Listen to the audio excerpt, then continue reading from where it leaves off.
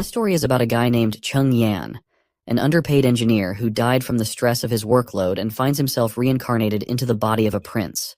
In this new world, witches exist with supernatural powers, and Chung Yan plans to use his engineering skills and the witch's powers to advance in this primitive society. His new life begins abruptly when he hears someone calling him to wake up. As he opens his eyes, he discovers himself seated on a chair, bewildered by his unfamiliar surroundings. He looks around and sees these oddly dressed ladies. When he looks in front, he sees an entire town gathered around what looks like an execution platform. Naturally, the poor guy's mind is blown by this bizarre scene. I mean, just a while ago, he was probably crunching numbers or drafting some blueprints, not dodging beheadings. Suddenly, a bald guy addresses him as Prince, and reminds him that the time for the execution has arrived, and he has to announce his ruling soon. The boy remains clueless for a moment about what's happening, but when he focuses, memories of the body's previous owner flood his mind instantly. Apparently, he's the fourth Prince of Grey Castle, known as Roland Wimbledon. He recalls his father assigning all his siblings to various territories under his control, with the promise that in 5 years, the one who governs best will inherit the kingship. But the boy faces a big problem. He's just an ordinary guy, while his siblings are a formidable bunch, giving them an edge in this competition. The first prince has exceptional martial skills. The second excels in finance. The third princess commands a strong following, and the fifth princess is highly intelligent. Meanwhile, Roland, as the fourth prince, seems to be only a waste of oxygen thus far, with no notable talents.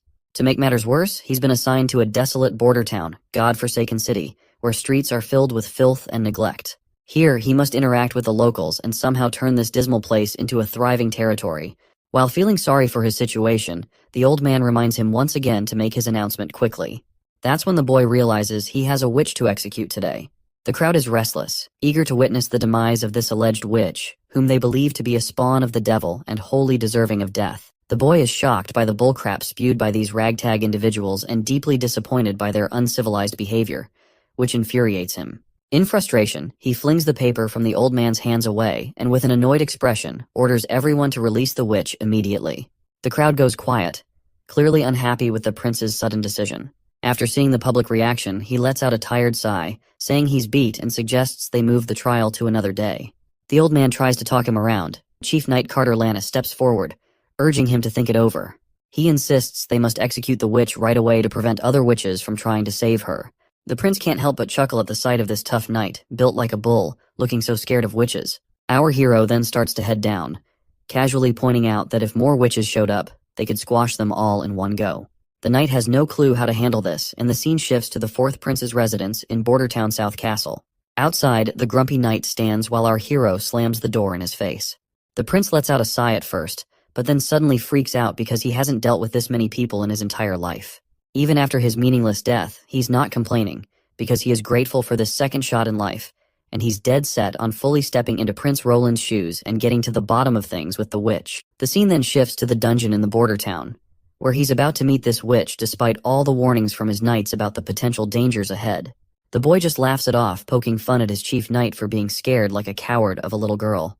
But the knight nervously insists that witches are minions of the devil. Unfazed, our hero keeps on walking until he finally comes face to face with the supposed witch.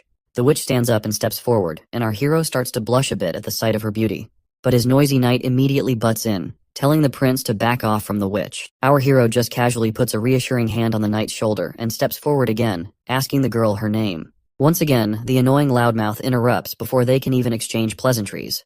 Finally fed up with the knight's constant yammering, our hero gives the shiny armored guy a gentle bonk on the head out of frustration and tells him to stay the heck away while he's talking. Turning back to the girl, our hero asks if she's cool with sharing her name. She decides to spill the beans. Turns out her old man was working in the mines when a cave-in trapped him. Some greedy miner tried to loot his stuff in the chaos. She rallied the neighbors to help free her dad, but her uncle had to throw down with that Baldy McShine. Just as he was about to finish her uncle off, she intervened. She extended her hand and unintentionally did something she never wanted to do. The man burned to crisp, leaving nothing but ashes. This was the day her neighbors labeled her the evil witch, even though she begged them not to spill her secret about witchcraft. And the worst part of this sob story is that her own dad ratted her out.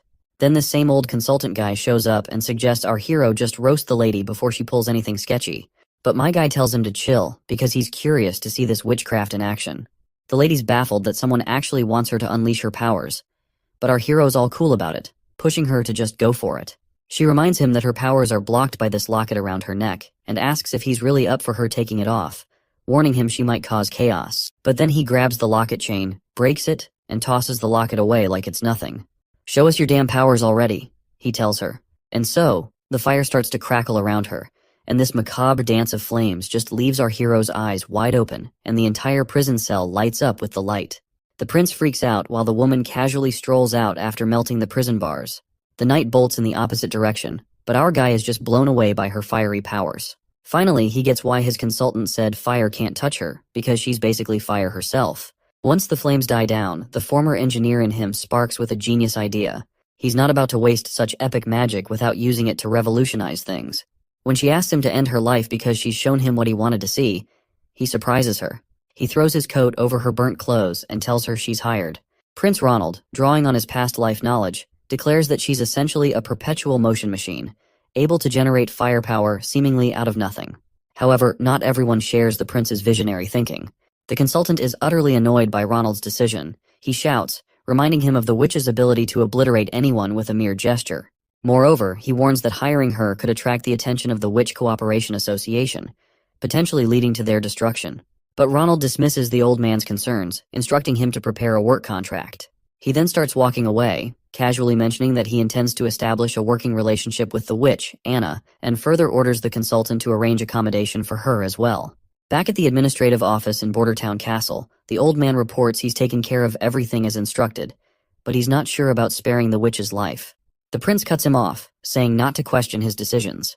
To him, witches aren't some monsters, but the old man's still not convinced. That is when our hero lays it out straight, reminding him that Bordertown is a total mess, and he doesn't have his brother's riches or his siblings' smarts. So winning here is a long shot, and he's got to try something out of the box to claim the victory. The old man's impressed by the prince's determination and agrees to arrange a meeting with Miss Anna. Meanwhile, Miss Anna is getting a thorough wash and cleanup, and once she's looking all cute and tidy in some nice clothes, she's escorted to meet our hero. The knight shows our hero the cottage where Anna will be staying. The prince is pretty impressed with the cottage, especially since it was prepared on such short notice. Just then, the knight announces Anna's arrival. When our hero turns around, he sees her in a maid's attire, looking absolutely stunning. He's pleasantly surprised and amazed at how well the clothes turned out. He asks her if she's comfortable in her new outfit. But instead of being happy, she starts a tirade, questioning why he's giving shelter to a murderer like her, someone tainted with evil and loathed by everyone. The prince surprises her by stating that he doesn't see things that way. He dismisses all the talk about evil witches and devil's powers as nonsense. He explains that people are just scared because they don't understand her significance to society. He extends his hand, telling her he accepts her despite her flaws.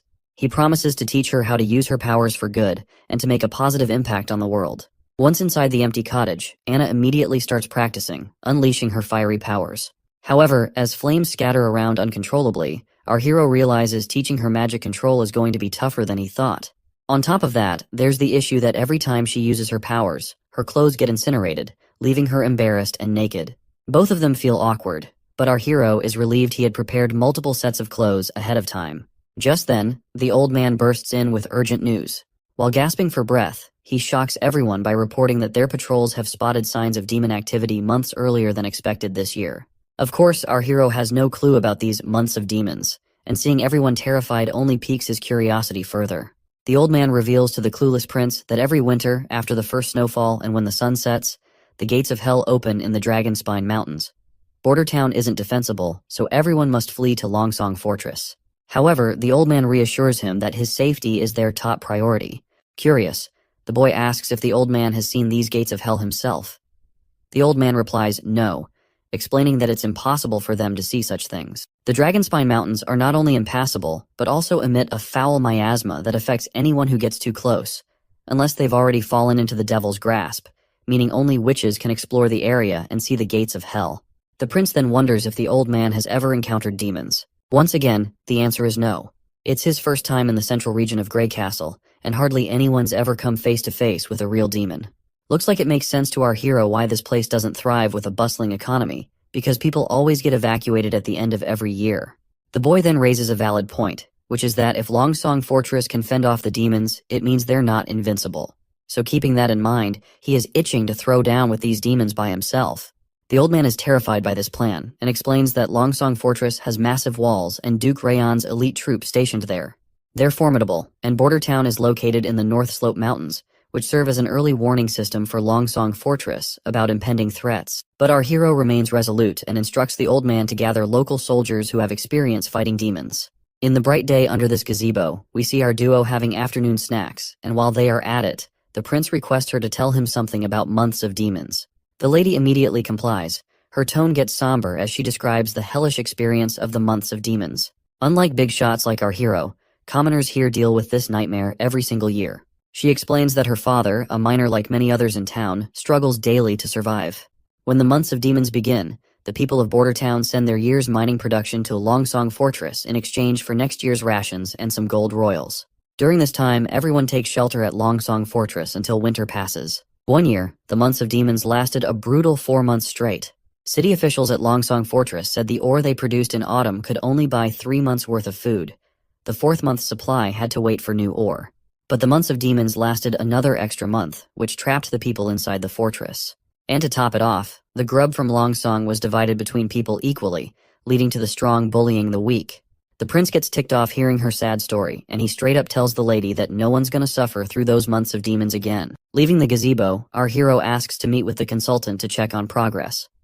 The scene shifts to the Border Town Administrative Office, where Consultant Baroff has brought 3 folks. 2 are soldiers, big shots in charge of the Border Town Patrol and lighting the beacon every year. The 3rd is a hunter who claims he's faced demons before, even bagging one himself. At first, one of the scared soldiers stumbles through his words in front of the prince, muttering gibberish that makes no sense. The prince then nudges the other soldier to speak up.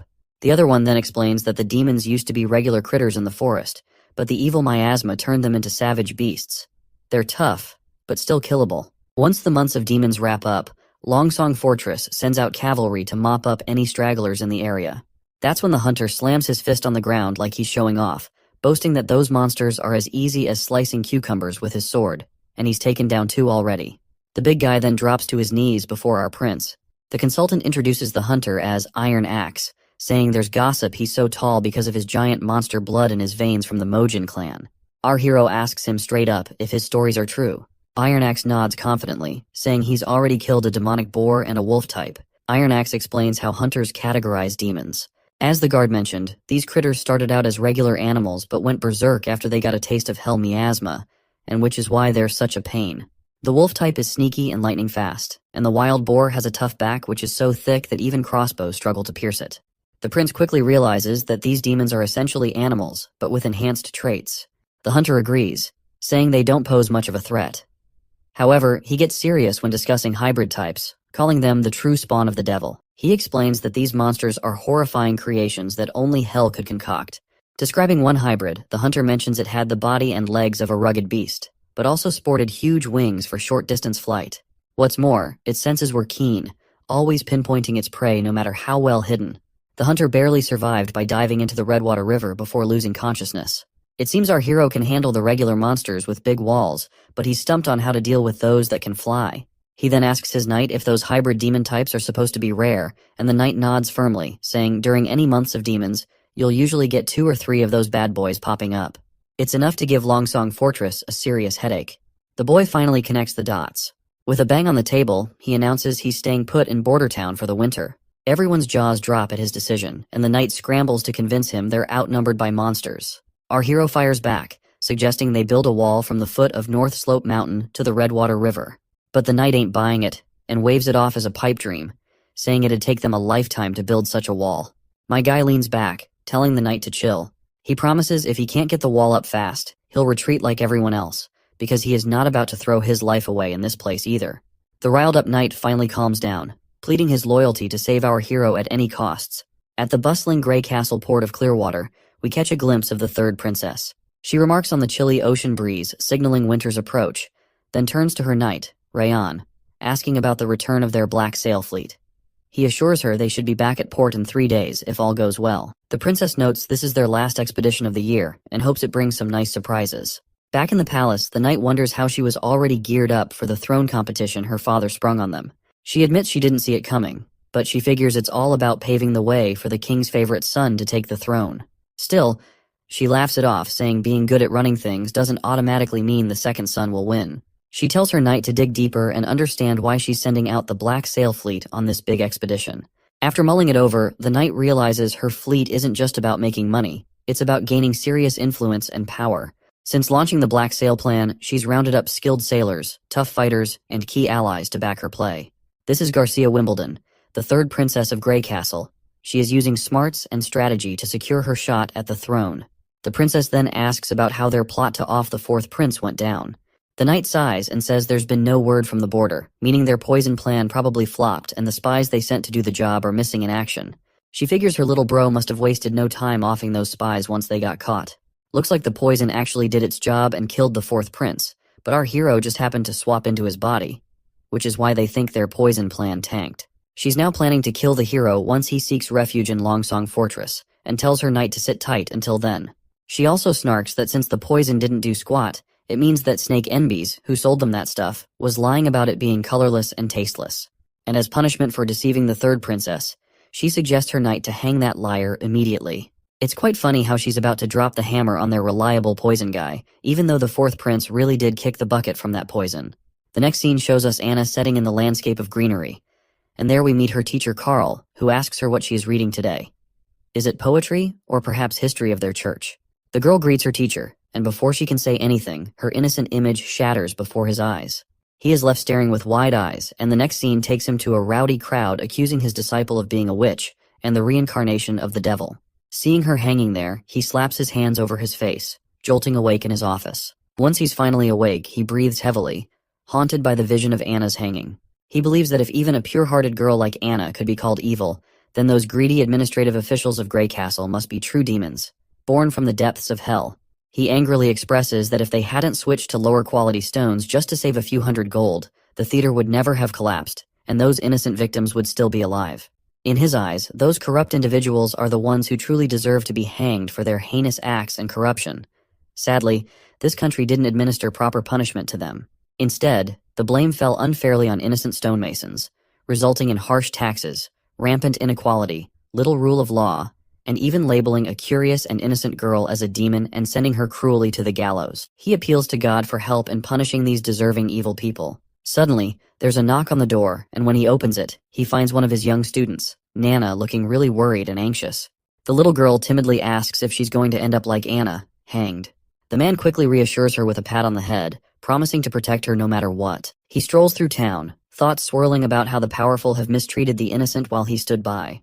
Determined to act this time, he vows not to let another girl suffer like Anna did. His attention is then drawn to a commotion at the town square. People are gathered around the quest board, where they're reading a notice posted by the fourth prince. It calls for workers for construction jobs in the border areas, gravel workers, stonemasons, and more. The notice details everything the applicants need to know. The teacher's eyes widen in shock as he sees the notice signed and stamped with our hero's name. That's when he remembers our hero, the fourth prince. He's heard rumors about the prince having all sorts of unique ideas and a personality that's totally different from everyone else. The prince also doesn't seem to be a big fan of the church, which gives the teacher a bit of hope. But right now, he's worried that supporting Anna, who is a witch, might get him labeled as a witch sympathizer and land him on the gallows as well. He's banking on the idea that if the prince hates the church enough, maybe he also hates their strict laws. That's the only way he sees to protect other girls from facing the church's severe punishments for being witches. We're back with our hero again, and his knight is questioning him about the dimensions of the wall he plans to build. Our hero says it'll be 15 feet tall and 6 feet wide, enough for 4 people to stand side by side on top. The knight then mentions they'll need to dig a trench as deep as a person is tall to stabilize such a massive structure. With the wall being 15 feet tall and 6 feet wide at the top, the base width will need to be doubled for stability. Even with 350 craftsmen working simultaneously on digging and building, they can only promise to finish before next year's months of demons. The prince curiously asks what the main challenge will be, which is taking such a long time. The knight explains that the real issue lies in laying the wall itself. They'll have to carefully select and polish each rock to ensure they fit together properly. Otherwise, the wall won't hold up well. The prince decides to move ahead with his knight's plan to dig the trench and build the wall at the same time. When it comes to laying the wall, he reassures his knight and reveals about Grey Castle's alchemy workshop producing a new thing called cement, which is bound to impress everyone. Naturally, the knight is all ears, because he has never heard of something known as cement in his entire life. In the next scene, we're outside the cement kiln room at Border Town, where we see both of them standing outside of the cottage. The prince explains to us that making cement is pretty straightforward because the raw materials are plentiful here. But the real trick lies in getting the calcination temperature just right. Sadly, he can't recall the exact temperature needed, and there's no way to measure it precisely in this world. Suddenly, the cottage door swings open, revealing Anna. Before the prince steps inside, our hero tells his knight to hang back. It's clear that the prince is using Anna's witch powers to create his cement, and she seems perfectly suited for the task. Before she heads out fully naked, our hero hands over his coat to her once more, and once she is out of the cottage, she eagerly expresses that she has done as her prince had asked of her. Inside, we find a heap of cement on the floor. The boy quickly checks the product to see if their experiment paid off, and decides to give it a try before producing at mass scale. Curiously, Anna asks where he plans to use the cement. The boy explains it can be used for building homes, bridges, roads, and more. He highlights how it will protect them from natural disasters like rain, heat, or snow that could otherwise damage their homes. He gives all the credit for the success of making the cement to Anna, recognizing her crucial role. Outside the cottage, they finally glue a few square boulders together with the cement, and both the knight and the girl are pleasantly surprised by the result. The knight can't help but marvel at this amazing discovery, while our hero inspects closely and is equally surprised that it feels much sturdier than what you would get from compacting ordinary dirt and mud together. The knight even tries to pry the boulders apart, but despite exerting all his force, he can't seem to budge them, let alone unstick them. The prince reminds his knight that he's been underestimating things because this stuff is better made than he originally thought. The knight is also amazed by this fascinating invention of sticky stuff that turns into solid rock in no time. He's pretty confident that with this, they could easily cover the entire border in 5 years. But our guy dismisses the need for such a grand project, saying even the tallest walls can't keep out enemies from within. Their first enemy is the fight against natural disasters to ensure their people don't end up homeless. He's determined to prove to the world that witches are humanity's most productive asset. From the next day in the cottage, the prince got down to mass-producing cement with the help of the workers who responded to the recruitment notice. They hustled to gather essential ingredients and supplies, giving Anna some well-deserved rest. Meanwhile, the prince kicked off the excavation for the city wall's foundation between the North Slope Mountain and the Redwater River. However, things didn't go as smoothly as expected. The knight was impressed that the prince personally visited the construction site and gave the workers a pep talk at the North Slope. He noted their dedication, but the prince grinned sheepishly, admitting that despite their efforts, all they managed to dig was a rough trench at the North Slope, a makeshift drainage ditch rather than the sturdy foundation needed for a city wall. Even though our hero used to geek out over mechanical blueprints, paired with his civil engineer buddy, they made quite the geeky duo. But now, tackling these civil project details is way beyond his expertise, and he's itching for a pro in the field to brainstorm ideas with. Interrupting his moment of contemplation, the consultant points out that a stonemason has responded to their recruitment notice, claiming to have been a member of the Grey Castle Mason Guild. The prince immediately recognizes the guild as a prominent organization in the country, though he's heard they were disbanded due to a construction accident. He then shrugs it off, pointing out that risks are always present in this line of work. He is eager to secure highly talented individuals, and instructs his consultant to bring the stonemason to see him. The next scene takes us to Roland's administrative office in Bordertown. Our hero lounges at his desk, idly passing the time, while Anna sits nearby, absorbed in a book. Finally, the knight arrives with the person our hero has been eager to meet. To our surprise, it's none other than the teacher who had been fretting about his little witches. Before the teacher can start extolling the prince, our hero cuts in, waving off the formalities and telling him to relax. When the teacher's gaze falls upon Anna, he looks completely bewildered, his mind clearly spinning. Meanwhile, both our hero and the knight are totally dumbfounded to see this unexpected meet and greet. Sensing potential trouble, the prince quickly directs the knight to block the door. The knight immediately follows the command, positioning himself at the entrance, ready to not let this threatening man go away. Our hero finds it hard to believe that a random craftsman could end up being a neighbor of Anna. But then, the teacher suddenly falls to his knees, pleading for forgiveness from Anna for not helping her in the times she needed him the most. That is when it becomes clear to the prince that this man poses no threat to her after all. Anna also recognizes her teacher immediately. The prince then instructs the man to stand and demands an explanation about his relationship with Anna. The man immediately pulls himself together and quickly apologizes for causing a scene. He then introduces himself as Carl Van Bate, a former member of the Mason Guild turned teacher in the border town. He reveals that Anna was once his student. Carl further points out that he doesn't really understand why our hero would spare Anna's life. Perhaps he wants her as his lover, but he isn't complaining since being beheaded is still better than being a prince's side chick. Carl is further relieved to see that our hero doesn't believe in witches being incarnations of the devil. After explaining everything thoroughly to the prince The man further mentions that there's another talented girl like Anna, whom he would like our hero to also keep hidden here in the palace. The prince gladly gives this teacher the green light to bring her here, promising no harm will come to her if she truly is a witch. However, he can't simply take her away from her family, especially since they aren't directly threatening her at the moment. Our guy bursts into happiness inwardly, looking forward to meeting this next witch and discovering her formidable abilities, though outwardly he remains composed and calm. The prince clarifies that he didn't save the girl out of kindness, but because he needs her help. He doesn't believe in those nonsensical tales that portray witch powers as evil. Instead, he sees them as valuable gifts if handled wisely and used responsibly. So whether it's Anna, this other girl Nana, or any other witch, as long as they haven't committed actual crimes, he won't presume them guilty in any way. Once that's out of the way, our hero finally gets down to business and asks the man if he's ever helped build in Greycastle Town. The man nods enthusiastically, saying he's had plenty of experience. The prince then lays out his plan to erect a wall between the foot of the North Slope Mountain and the Redwater River to keep those demonic critters at bay. From now on, this guy's in charge of the whole project. In the next scene, we're in Roland's Palace Gardens in Border Town, where Nana finally pays our hero a visit. She looks a bit nervous at first glance. When the little girl asks if she's really seeing Prince Roland Wimbledon, the prince grins and confirms it's him in the flesh. Nana lights up and introduces herself as Nana Pine. Without missing a beat, Nana dashes over to Anna and starts playing with her like they've been sisters forever. The prince wondering these girls are really young, and yet they are a talented bunch, so he is really looking forward to see what future have store in for them. The boy then turns to the little girl, reminding her that her teacher mentioned she's awakened as a witch. The girl asks if he's going to execute her, but the boy quickly says no, explaining that only criminals with a rap sheet end up facing the gallows or a beheading. The girl insists she's possessed by a devil, which her teacher also confirmed. Anna gives her a reassuring pat on the head, while our hero asks when she first noticed something was up. She explains it all started a week ago, when she saw a bird with a busted leg. Feeling a strong urge to help, something like water blobs popped into her mind and surrounded the bird, and the bird's leg got healed instantly. After hearing her story, the prince tells his knight to go grab a chicken.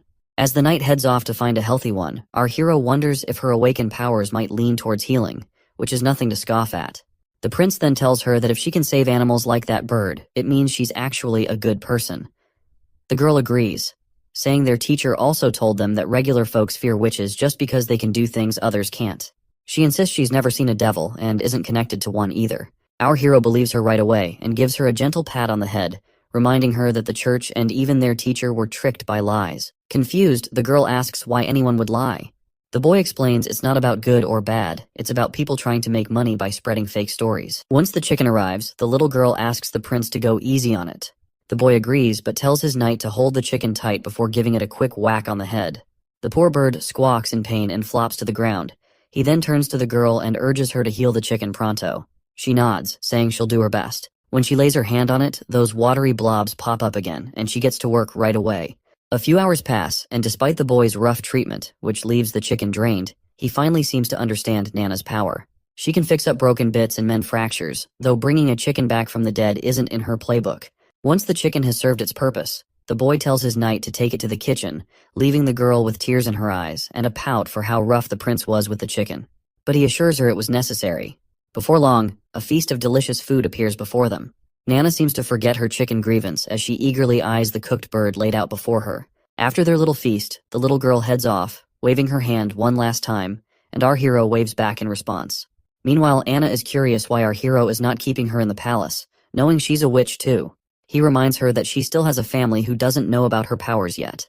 But Anna worries it's only a matter of time before her parents find out and exile her. He agrees, but reassures her that as long as her abilities remain secret, she should cherish the time with her parents. He then asks if she misses her father. She sadly shakes her head with a no, but our hero can empathize with the loneliness she feels. To ease her mind, he promises that Nana will come daily to practice magic with her so she won't feel alone, and further vows to give both girls the ordinary life they desire. And he means every word.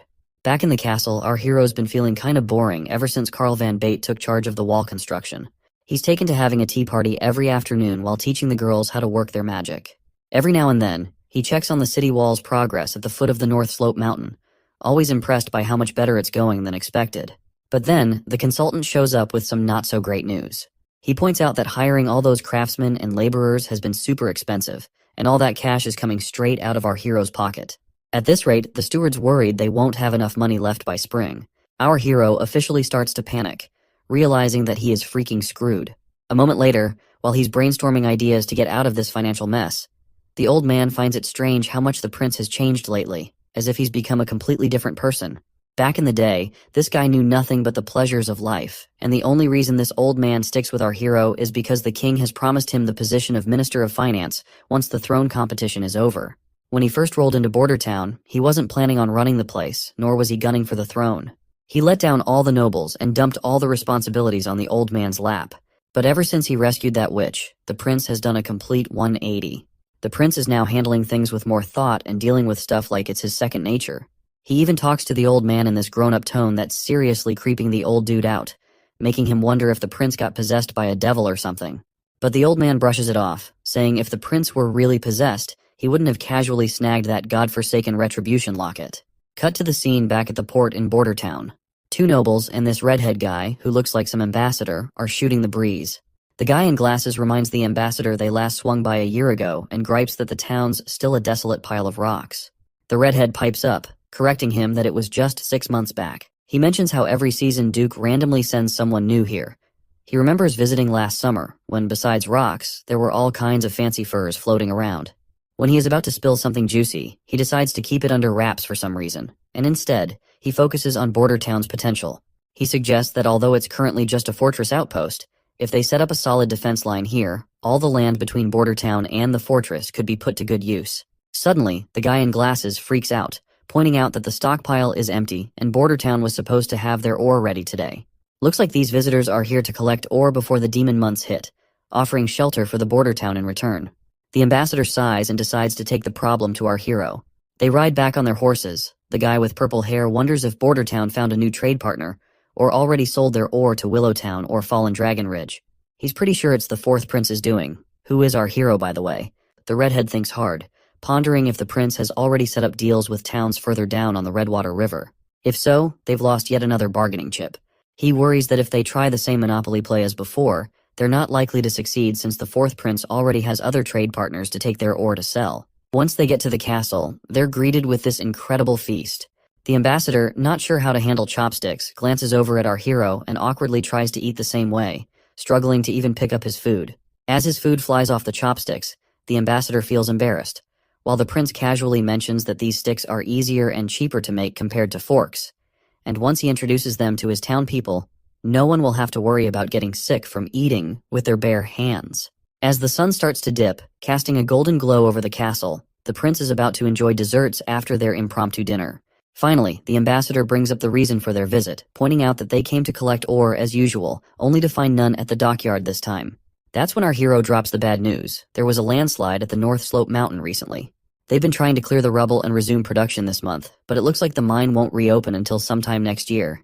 The ambassador then asks about the production from previous months. Our hero simply shrugs and says it was lower than usual, barely enough to keep everyone fed. He adds that even if they manage to scrape together enough ore, it won't buy more than 2 months' worth of wheat. So, he suggests they totally revamp their deal. The ambassador looks worried and tries to reel our hero back in, apologizing for past screw-ups. He proposes that the 6 noble families of the fortress pool together to lend enough food for 1 month, promising they'll pay it back next year. But our hero isn't having it. He flat out says if they sell the ore to Willow Town, they won't owe anyone a thing. And here's the twist. The Willow Town is offering gold dragon coins in exchange for their ore. Plus, they're ready to trade wheat, cheese, bread, and honey, all at fair prices. Anything you can buy with gold dragons, they're happy to sell. Compared to dealing with Longsong Fortress, this new setup makes way more sense for the border town. Our hero asks the ambassador another question, pointing out if he even has enough influence to make that decision on behalf of the other families willing to lend 1 month's worth of food. Our hero quickly catches on that the ambassador is a member of the honeysuckle family, with this emblem being a dead giveaway. The prince acknowledges that the ambassador might be from one of the 6 families, but questions whether he can really convince Duke Ryan and the others to agree, or if he can guarantee it. Looks like our hero is hitting the nail on the head as the ambassador's face turns sour like a lemon. The scene flashes back to when the ambassador tried to reason with his father, arguing that the new ruler of Border Town, the 4th prince, definitely wouldn't agree to exchange his minerals and gemstones for some food and bread. He suggested buying from them at 30% under the market price, as they could still make substantial profits. But this bald machismo of a father confidently brushed off the concern, saying the sloth-like 4th prince would never handle Border Town's trade affairs. He believed they could continue swindling border towns' resources for mere bread and shelter. In the present moment, the redhead ambassador, after thinking it through, realizes our hero has a point. He couldn't even convince his own father, but still wants to try his best. So, the redhead takes the plunge and offers to buy the ore and gemstones from Border Town at 30% below market price. The ambassador is confident his offer must be higher than what Willowtown is proposing. He emphasizes that Willowtown is far away, making it difficult to seek shelter during the demon months, which is why Longsong Fortress is the best option for shelter. The ambassador starts to mention the bad roads leading to Willowtown, but stops himself mid-sentence. Curious, our hero urges him to finish his thought. The redhead points out the dangers that could easily spring up along that road. The ambassador realizes he may have inadvertently issued a threat to a prince and starts panicking internally. Our hero just chuckles, dispelling the redhead's confusion, and explains that he never intended to seek refuge in Willowtown in the first place. That bombshell catches the redhead off guard, and he really throws the ambassador for a loop by making it crystal clear he's not going anywhere, not to Longsong Fortress or anywhere else. The prince goes on to explain that Border Town isn't just going to be some outpost anymore. It's going to be a full-fledged part of Grey Castle Kingdom. He's pumped to show off the brand new city walls stretching all the way from the North Slope Mountains to the Redwater River. The redhead's jaw practically hits the floor, and he double-checks with our hero if he heard right. The boy nods firmly, stressing they're putting up this wall right here in Border Town to keep those demons at bay. The redhead's mind flashes back to some fancy banquet where nobles were roasting our prince for starting construction projects just as the demon months were rolling in. Everyone had a good laugh at what they thought was our hero's cluelessness. At first the redhead figured it was all just rich folks teasing each other for kicks. He never imagined our prince was serious about this whole wall thing. What's really mind-boggling is how our prince, known for chasing pleasure and not much else, is suddenly taking charge of something so massive. The redhead, freaking out a bit, assures our hero that once he's back at the fortress, he'll try to hash things out with the 6 noble families, hoping it'll all swing in our hero's favor. Now it's smack dab in the middle of the night, and our hero's feeling bummed that nightlife in this backwoods world is non-existent. People here hit the bed early unless they're up for clapping some cheeks. Even though he could easily bring someone over to liven up his night, he's got morals and won't stoop to anything sketchy. Out of the blue, someone sneaks up on our hero from behind. He spins around to find a woman in a robe singing his praises for handling the ambassador with brains, hinting the prince isn't all about the party life after all. Turns out she's an assassin, but our hero doesn't waste a second before trying to dash out of the room. The woman throws her dagger, stopping him in his tracks, and reassures him she's only here to chat, telling him to chill out and not panic. The boy stops dead in his tracks, especially with that sharp dagger staring him down, and asks the lady who she might be. She drops the bomb that she has no name but goes by Nightingale, a nickname her sisters gave her for some weird reason. She's surprisingly grateful for our hero's recent care towards witches. When the prince takes a closer look, he notices an emblem similar to the one the old man showed him, which belonged to the Witch Association. The lady gives him props again for his sharp mind, while our hero presses on, asking if she's here for Anna. He admits he has no clue how she knows about Anna, but still reassures the women that she is still alive. The lady nods, saying she already knows that much, and points out that even if she was killed, the Witch Association wouldn't appreciate meddling in politics by killing a prince just because a witch was killed. But she's quick to warn him not to underestimate them. The boy reassures her once again that Anna's doing well. The woman casually replies she already knows, and she's also aware of the other girl named Nana. Then she gives him the creeps by casually dropping that she's been spying on him for the past 2 weeks, keeping tabs on his every move, which really gets under our hero's skin. Because let's face it, this idiot did not have a single clue if he is being spied on. She gestures for our hero to come closer, assuring him she has no intention of harming him. Reluctantly, the boy sits before her, sensing no ill intentions. But then the woman gets uncomfortably close. Noting he's different because he shows no fear towards her or any other witches, she inches even closer. The prince steps back, half-jokingly telling her to keep it PG, not wanting YouTube to slap age restrictions on the video. The lady finally withdraws her hand and gets straight to the point that she's here to take Anna and Nana. The boy immediately refuses without hesitation, insisting they're happy here and safe under his watch. But the lady argues they'd be safer with the Witch Association, where they will be treated like family by every member. But the boy keeps pressing on, noting that the Witch Association doesn't even have a fixed place to call home. He mentions how his soldiers stumbled upon one of their camps hidden in a forest about a month ago, and the tracks led north. However, in that direction, there are only endless mountains. The lady defends their choice, saying they're based in desolate mountains to stay safe from outsiders and dangers. But the boy isn't convinced, bringing up the lack of basic necessities there that would make life difficult for the girls. He also remembers what the old man told him about the association's goal, which is to gather all witches and find the holy mountains, where witches can truly be safe. He asks if the lady has the same goal in mind. Cryptically, the lady responds that she can't give him an answer.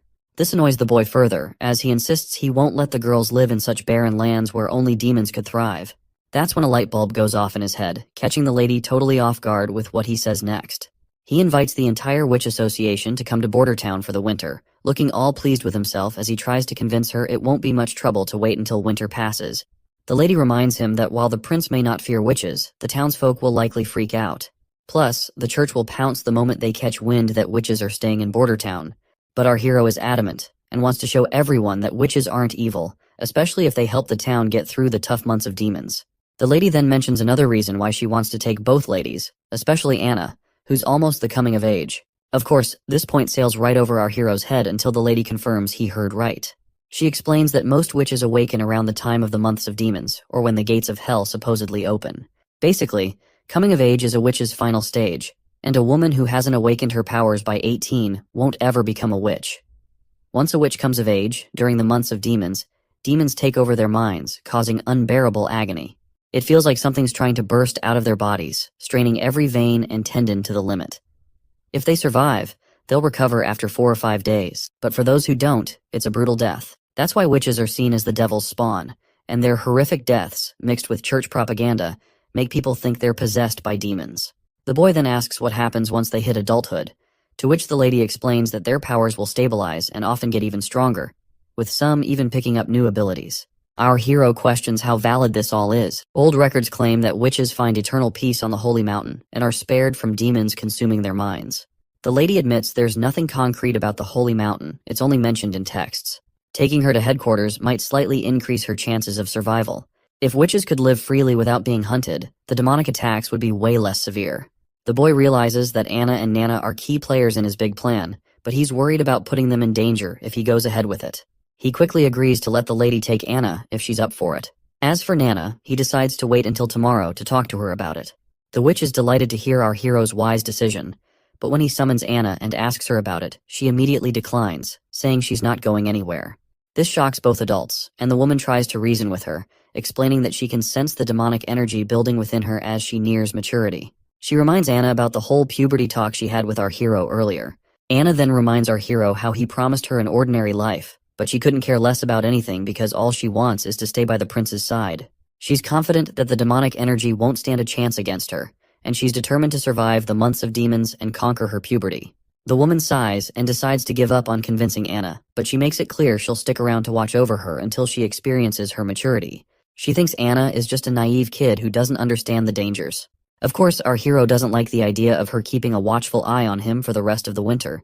Anyway, before the woman disappears, she comes face to face with Anna and talks about the hardships she's seen and the friends she's lost, vowing not to let Anna suffer the same fate. With those final words, she bids farewell to our girl and vanishes into thin air without a trace. Seeing her abilities totally blows our hero's mind. He's amazed by her assassination skills. Once they're alone, the boy gives Anna a reassuring pat on the head and tells her to hit the hay, as it's already pretty late for her. The next day rolls around, and our hero greets the citizens of the town with a cheery, "Good morning." He gathers everyone for an important announcement. He explains that almost 4 days ago, the ambassador from Longsong Fortress visited him to collect the already mined ore. However, everyone should remember that a month ago, the northern mining quarry collapsed, and production hasn't resumed since then.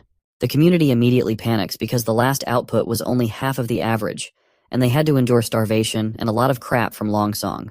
He then exposes the Longsong Fortress hideous act, saying he tried to get a loan and supplies from the ambassador, but the guy shut him down hard, just like 2 years back. People freak out again, fearing starvation once again. He reminds them of the time when food was so scarce that many lost family, siblings, kids, and more. He asks them how long they want this cycle of loss to continue. The crowd starts begging him to save them, and he nods positively, swearing he won't let his people fall into that pit again. After a dramatic cough, he drops the bomb, which is that 2 months' worth of mining would have bought them enough food for almost a year, but those Longsong jerks never played fair. The whole crowd starts to see that Longsong Fortress for taking advantage like that. So, our hero explains that he traded his stones for a bunch of food from Willowtown, enough to keep everyone fed through the winter. Just as folks start celebrating and feeling relieved, he puts a pause on the party vibes. He reminds them that cutting ties with Longsong means they're committing to sticking it out in Border Town for the winter. That news sets off another round of worry, But the boy quickly shifts gears, reminding everyone about the wall they're building. He boosts their spirits by saying demons aren't any tougher than the beasts in the forest and won't be able to scale their wall no matter how hard they try. Then he gives them a choice: either seek refuge to starve in Longsong Fortress or stand with him to protect their families. He asks if anyone's up for joining him on the wall to fend off monsters, promising good silver coin rewards for those who help out. And if the worst happens and someone doesn't make it, he pledges 5 golden coins to their family. The whole crowd gets fired up by his speech, and suddenly everyone's geared up to face whatever comes their way with determination and grit. The atmosphere in Longsong Fortress is lively with laughter echoing through the entire castle. People seem to be having a good time poking fun at our hero's decision to stay put in Border Town and build a wall. One guy, sporting a solid mustache, jokes that our hero would probably stack some rough rocks together, throw in some dirt and mud, and call it a day. He is sure that eventually our hero will come running back to Longsong, and they can further exploit him when he's desperate. However, the leader of this committee doesn't seem to dismiss our hero as lightly as the others. He asks for the ambassador's take on the matter. The redhead, bewildered at first, mentions that their original plan was to maintain their monopoly as usual, and as long as they purchase ores from our hero at 3 times lower than the market price, it's a good deal for them. But our hero has other plans. He's not just looking to sell the ores to only Longsong Fortresses.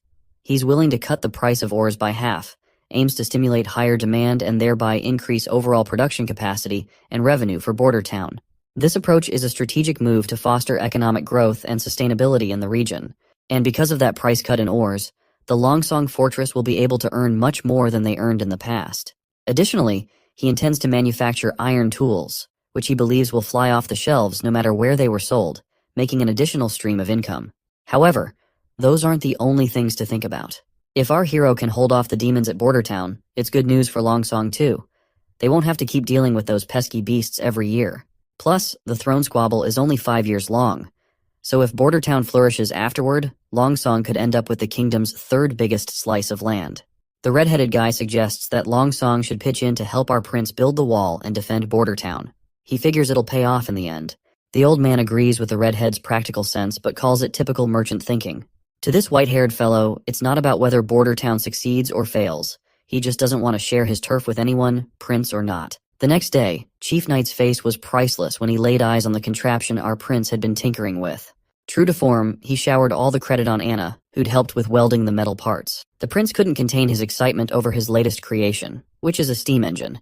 He hugged his beautiful invention tightly, seeing it as the first step towards ushering humanity into an industrial revolution fueled by a new energy source. 5 minutes later, the knight still looked baffled, trying to wrap his head around how the machine worked. When Anna fired up the furnace below, the cogs and gears started turning. And soon enough, the wheel began spinning faster and faster. Watching the mechanical parts move left, the knight completely awestruck. It was his first glimpse of the natural power the prince had been talking about, which is a force equal to the strength of 10 knights combined. And this innovation promised to save a ton of manual and animal labor. Training a knight took 15 years, but building a contraption like this stove only took 3 days. The knight found it fascinating that it didn't need feeding, didn't care about weather, and was impervious to arrows or blades. Seeing this, he started to wonder if traditional knights were even necessary in a world with such machines. The boy was totally stoked to see his farming game jump forward by a few hundred years. Later that night, our hero swung open his bedroom door and found the assassin lady once again, deep into studying the blueprints he'd made. He gave her a bit of a hard time for spying on him and just waltzing into his room unannounced. But the lady just chuckles, pointing out how the 4th prince was rumored to be a total flop with a lousy personality, yet his inventions were master class. She wondered if those blueprints were for the stove he'd cooked up recently, but the boy was feeling kinda down and out, watching her toy with his secret plans he had kept locked up tight in his office. Seeing her impressed, he attributes all of the credit to Anna once again, and explains that the machine could be used for anything needing a lot of muscle, like getting stuff around or making stuff. The lady smiles upon hearing this, and lets our boy know that she'll be keeping these blueprints, since there are many witches in the association who can make good use of firepower. As she tucks them into her robe, the idiot's eyes accidentally drift over her cleavage, and he stumbles over his words in embarrassment, telling her he didn't give permission for that. She just smirks and says she already has something as payment, tossing a document at him she pulled from her chest. The boy eagerly grabbed it and tore it open, only to find it addressed to his servant Tyre. The letter sternly instructed Tyre not to repeat the same mistake, and was ordered to eliminate the prince during the months of demons. The boy's mind races, recalling how Prince Roland used to exploit her whenever he could, and our hero feels deeply unsettled by these memories. The woman then tells him she snatched it from one of the pigeons, mentioning there wasn't any signature on the letter, but she thinks it might have been sent by one of his siblings. So she asks if he's cool with her digging deeper to find out who's behind these orders. He gives her the go-ahead, and she strikes a respectful pose, saying she'll be taking the blueprints as payment. The next day, he's still hung up on last night's letter when the knight shows up. The guy drops to his knees and spills that Tyre kicked the bucket last night. Apparently, she took a tumble from her balcony, and there weren't any signs of a struggle, and the guards swear they didn't see anyone come or go. The boy's visibly bummed out and tells the knight to have the head servant handle the situation. Once the knight had left the room, our hero called the assassin lady back, and she showed up right on cue. She quickly spilled the beans that the servant had killed herself the moment she laid eyes on her. The boy couldn't hide his disappointment, muttering that he figured she'd know how to handle such things. The lady countered, saying she had tied Tyre with ropes up tight, but the wily servant had stashed poison in her fake tooth, and once she died out of poison, she threw the servant from the balcony to make it look like an accident.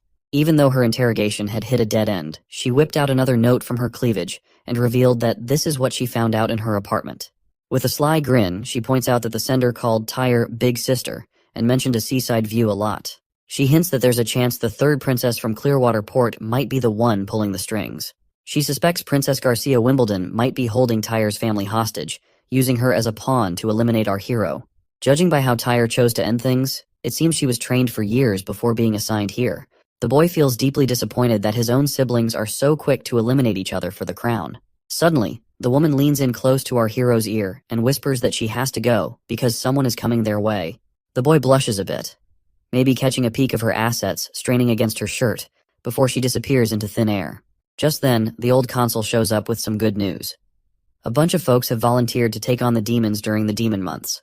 This puts a big grin on the prince's face, and he decides he needs to go see it all for himself. But before heading there, the old man genuinely asks if he really intends to have these regular folks go up against the demons. Once outside, our hero also feels bummed out and sees that the consultant's worries were legit. These people don't look like fighters. They seem more like street thugs. On the other hand, the knight is all gung-ho about how he picked these folks based on what our hero wanted. But looking at these poor souls with their frail bodies, it's clear this knight totally missed the mark. The prince just facepalms himself, and it seems like our hero expected a lot from people who barely scrape by. Even the consultant suggests considering other recruits instead of these commoners. But our hero seems dead set on using them anyway, as if he has cracked the code already. Our hero believes that it's all about people power when it comes to building a strong army, whether they're wielding medieval swords or modern tech. The knight suggests starting sword training tomorrow, but our hero waves it off. Instead, he tells the knight to group them up, then hits the jogging trail. He also tells him to bring that iron axe hunter from earlier in tow, and suggests the knight to sit tight and enjoy the show. By noon, the hunters joined our hero's cause. But the knight's not exactly thrilled with this new training approach.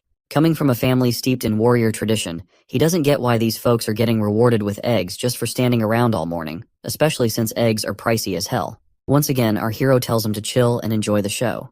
Like, he already knows you can't whip up a top-notch army in a few medieval months, and he is not after muscle-bound brutes who can tear enemies apart with their bare hands. All he wants is disciplined soldiers. To get results fast, he's using military techniques he learned back in college. He's seen how quickly people can unify under this method, and he is betting these folks will follow suit. After a while, the carriages show up and folks eagerly line up for their eggs. People still can't quite wrap their heads around the idea of eggs as rewards. The knight clangs his plate loudly to get everyone's attention and orders them to form 4 lines. He lays down the law that food will be handed out in order, and stragglers would wait till the end. There's a mix of nerves and compliance as everyone queues up. Meanwhile, the knight is still puzzled why the prince is bothering to teach these kinds of basic things to these people. Suddenly, the crowd erupts into murmurs and talks, chanting Iron Axe, who seems to have quite the reputation around these parts. The prince declares a break after lunch, followed by a visit to the guard barracks in town. Iron Axe is appointed as their captain, tasked with teaching everyone how to set up tents. As soon as our hero finishes speaking, there's a buzz of gossip about the prince putting someone like Iron Axe in charge of their platoon. To calm everyone down, he reminds them that Iron Axe isn't local, just like the witches that do not belong to Grey Castle. Our hero stresses that in Border Town, everyone's treated equally, no matter where they're from. As long as they're not criminals, they're welcome here. The prince unrolls a ridiculously long sheet, longer than your average grocery list, and tells the chief knight to pay more attention to these rules than to who gets to be captain. He stresses that everyone needs to memorize and stick to these rules if they want their usual egg during meals. The chief knight scratches his head at the idea of visiting Teacher Carl after dinner, wondering aloud how reading and writing will help fight demons. But the prince brushes off his concerns and says a well-educated army is always more effective. According to him, history has proven this point many times. Next up, we're at City Hall in Bordertown. There we see our hero stagger out of his room, still half asleep. Suddenly, Nightingale pops up out of nowhere and teases him about his newfound habit of sleeping a lot lately. It seems she has also helped herself by eating some of our hero's breakfast. Of course, the boy does not seem to be really happy to see her eating his breakfast and coming inside without his permission. He then starts wondering aloud if she was never taught to be more subtle around royalty. As he takes his seat, the lady adopts a respectful posture and asks if she's being polite enough. Then she casually mentions she knows the prince isn't into all that fancy, unnecessary politeness. The boy finds himself startled to see that she seems to know what he exactly prefers. He sighs and tells her to just eat the whole breakfast so he can at least ask for another serving. She dives into the food while the prince starts flipping through his new blueprints. The lady then curiously asks why he's been ordering so much ice-ons lately, because it's already dead of the winter, and if our hero wants to make his whiskey cool, he can simply put his drink outside. Seeing his wide-open order book, Prince Ronald realizes that she must have seen everything he has been ordering lately. So, he spills the beans that he's trying to make cheese. And to do that, he needs things to stay below freezing. While the girl praises our hero for his clever ideas, inside our hero's mind, we discover he just fed her a lie about making cheese, because he is making something even more confidential, which he does not want to disclose to her, because he doesn't fully trust her like he does with Anna and Nana. He wants to gather more intel about her before revealing his true secrets. He is apparently focused on developing guns, which are easier to make than steam engines. He fears that if anyone discovers his methods, it could seriously derail his ambitious plans. Also, the ice-ons he ordered is basically known as saltpeter, a substance wealthy folks use to cool drinks in summer. And this name, ice-ons, is just a fancy name given by the nobles. But what's crucial is that saltpeter is a key ingredient in making gunpowder, adding another layer of secrecy to his activities. The boy then changes the conversation by asking if witches train assassins as well, aside from searching for the Holy Mountain. The lady mentions that they're a group of oddballs who came together because of their dream of finding the Holy Mountain, and she only joined the Witch Cooperation Association about 2 years ago. Hearing this, the boy asks if she worked for someone else before joining the association, and wonders if there are people who accept witches. Putting down her plate, the lady laughs at the idea, calling it ridiculous. Sadly, she reveals that if her previous owner had known she had become a witch, he wouldn't have let her through the front door. Furthermore, she admits that if she hadn't been useful to him later on, he would have disposed of her quietly and quickly. The boy becomes more curious and demands further explanation about her past, but the lady decides to stay silent, promising a detailed account when the time is right. She also reassures him not to sweat it, mentioning she's been free for the last 5 years and has no plans to be anyone's pawn. The boy stays quiet, looking kinda down, and 5 days breeze by since that chat. Out in the courtyard, we see our hero has finally finished his first gun after tackling loads of production hiccups, and he is thrilled to keep this beauty all to himself. One big reason he's been working on steam engines was to churn out guns in bulk. So, he had to nail a prototype first before ramping up production. But at this rate, he worries he'll only crank out 4 of these bad boys by the month of demons. Meanwhile, the knight's scratching his head over how these supposed muskets will help in fighting demons. The boy just tells him to round up the village's top hunters and form a killer squad to wield these weapons. But the prince finds himself completely creeped out when the knight suggests using patrol guards instead of hunters. Well, looking back at those soldiers, it seems our hero's reluctance to entrust these guns to these puny frail patrol guards is indeed justifiable. In the dark tunnels beneath Roland Castle, a few soldiers are marching through the tunnels. Suddenly, one of them leaps into the air and attacks another soldier. The Scarface soldier tells this thin mustache to surrender or face the same fate as his friend Greymut. As the thin mustache soldier recalls his fallen friend, he becomes even more riled up, vowing never to let these hooligans set foot in the castle. With a surge of strength, he flings the scar-faced man back, causing his sword to fly off. Thin Mustache then readies his own sword and thrusts it into the left shoulder of Scarface, declaring that, "This is for Greymut." As he bleeds, Scarface scoffs, amazed that an ordinary guard patrol like the Thin Mustache soldier could hurt him. The Thin Mustache gets annoyed upon hearing this, and makes it abundantly clear that while Scarface was wasting time gambling and sleeping in pubs, he and his friends were training every day to protect their hometown. He swears he won't let Longsong and his partners disrupt their village's peace. As the Thin Mustache leaps to finish off his opponent, another cocky guy joins the fray and stabs him right in the chest. The poor guy writhes in pain from the dagger wound and collapses to the ground. Meanwhile, the other intruders stand over him confidently. Surprisingly, the Thin Mustache manages to pull the dagger out of his chest, despite the agony, and in a swift move, he throws it toward a nearby torch. The dagger shatters the torch, extinguishing the flame and plunging the area into darkness. Up in the castle's food storage, the thin mustache hides himself in one of the bins. He's certain these infiltrators are here to attack the food supplies. If they succeed in spoiling all the food, the border town will have no choice but to evacuate to Longsong Fortress. The soldier starts feeling disappointed in himself for not being able to protect a vital food bank, while their prince is busting his butt for this town's progress. All of a sudden, his face goes terrified as the door behind him swings open, revealing those rowdy soldiers once again. One of the intruders grabs the soldier by the collar and throws him to the ground, telling him to quit running and surrender to Duke Ryan's demands. In case you forgot who Duke Ryan is, he's that white-haired guy who doesn't want our hero anywhere near his territory. The soldier stands his ground despite the threat, boldly stating that his prince will definitely foil Duke Ryan's plans. The intruders just scoff at the idea, laughing off the prince's abilities. Then, the leader tells his lackeys to take out the soldier and mess up the food while they're at it. Without hesitation, a lackey smacks the thin mustache guy hard on the head. Before losing his consciousness, the poor soldier wonders if this is how he will meet his end. But it seems fate has other plans, as Nightingale suddenly arrives on the scene. She questions the intruders if they're enjoying themselves in someone else's territory, but warns them their party is about to get shut down real quick. The intruders demand to know who she thinks she is. Nightingale coolly replies she's just a local from the border town. She questions why these clowns are here and suggests they look like sewer rats creeping out of the drains.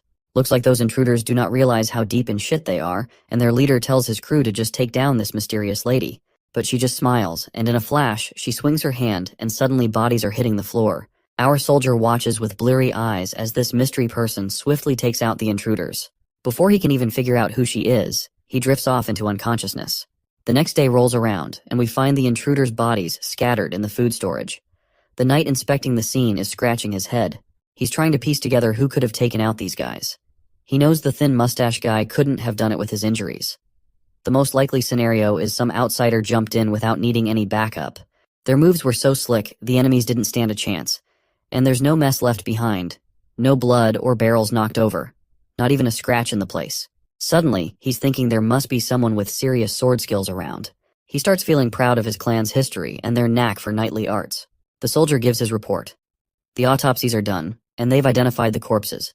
8 were from our town's guard, and 1's still a mystery. The chief knight asks about the survivors.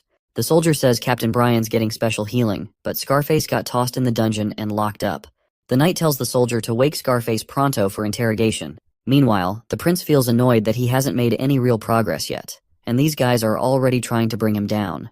But he's thankful Nightingale swooped in and saved the day. Nightingale reassures him that those intruders couldn't have gotten to him anyway, with Anna sleeping right under his floor. That's when the prince gets an idea. He proposes that Nightingale become his secret bodyguard, offering her a gig that pays better than Anna's. A sweet place to live with a garden, 2 days off each week, and paid vacations. But even with all those tempting perks, she politely turns down his offer, explaining she can't leave the association and her friends there. The prince suggests bringing everyone to town since there's plenty of space after the construction. He assures her there won't be any discrimination, and they can live freely. Once again, she declines, saying she'll think about it in the future, leaving the prince feeling a bit awkward after being turned down. Moving on, the boy asks if she safely sent Nana back home after healing the soldiers. She confirms she did, mentioning Nana was scared when she saw the injured soldiers. But that's not surprising. Given her experience is mostly patching up chickens, healing a person covered in wounds was understandably terrifying for her. Returning to the conversation, the boy asks her if she has figured out which of his siblings might be behind this infiltration. The lady points out that this time it wasn't one of his siblings behind the infiltration. The culprits bribed the patrol guards of the border town. Their plan was so sloppy they left 2 witnesses alive who didn't even have the guts to kill themselves before getting caught. She assures him they'll figure it out soon, since the chief knight is already grilling one of the infiltrators. She also mentions these guys were surprisingly wimpy and tearful compared to the 3rd princess's infiltrator. While everything is peaceful outside the castle, we see our hero strolls alongside the chief knight, heading to visit the thin mustache soldier. When the soldier spots the prince in the room, he's totally thrown and jumps in his bed.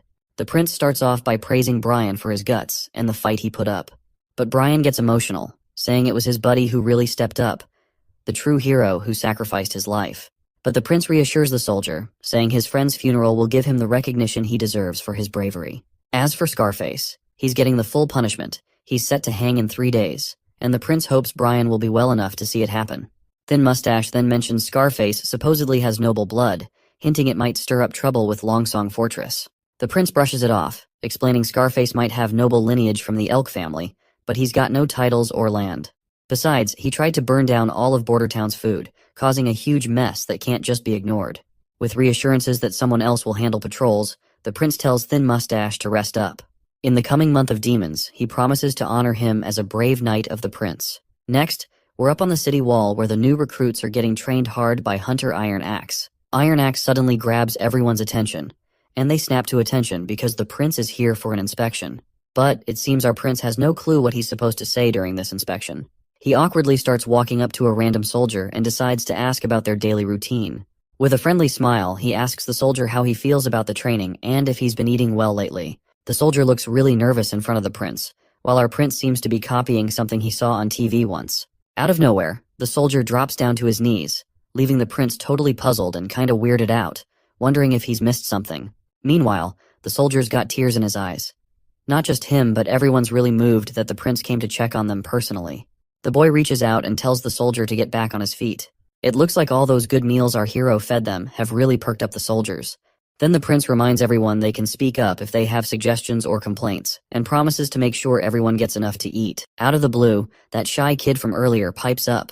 He says there aren't enough soldiers in their civilian army, and with the way they're training, he's worried they won't stand a chance against the demons when they attack. Whispers and murmurs start buzzing around, everyone thinking the same thing, and wonders if the prince plans to hire mercenaries to fight off demons. But our hero cuts them off with a hand gesture, and with a big grin, he asks the soldier for his name. The soldier Vanner replies nervously. Our hero gives Vanner props for his sharp eye, and agrees that relying solely on a civilian army to defend the entire wall doesn't not make any sense. However, he points out that demons are just mutated animals and beasts, not as smart as humans, and Iron Axe has proven this by taking on those monsters directly. Iron Axe nods in agreement, saying those creatures are exactly as the prince described, but he admits hybrids are a whole different ballgame, posing a tougher challenge altogether. The prince comes up with this idea to strategically place fences, ditches, and hills to guide the dumb beasts into traps they set up. He figures it'll work since these creatures are pretty simple-minded. Iron Axe still seems worried about getting too close to these beasts. He says spears and bows won't cut it against them if push comes to shove. Our hero smirks and agrees, knowing traditional weapons won't do the trick. That's why he's cooked up these new weapons that are more dependable than a whole squad of armored knights. The crowd's buzzing to see these new toys. We're out on the testing grounds, and suddenly there's this massive explosion that rattles the whole place. Our hero's over the moon that his gunpowder invention worked like a charm, but the others are just freaking out. Iron Axe even mutters something about this explosion being God's wrath. The explosion blows a big hole in the ground and even takes out the test rabbits in the process.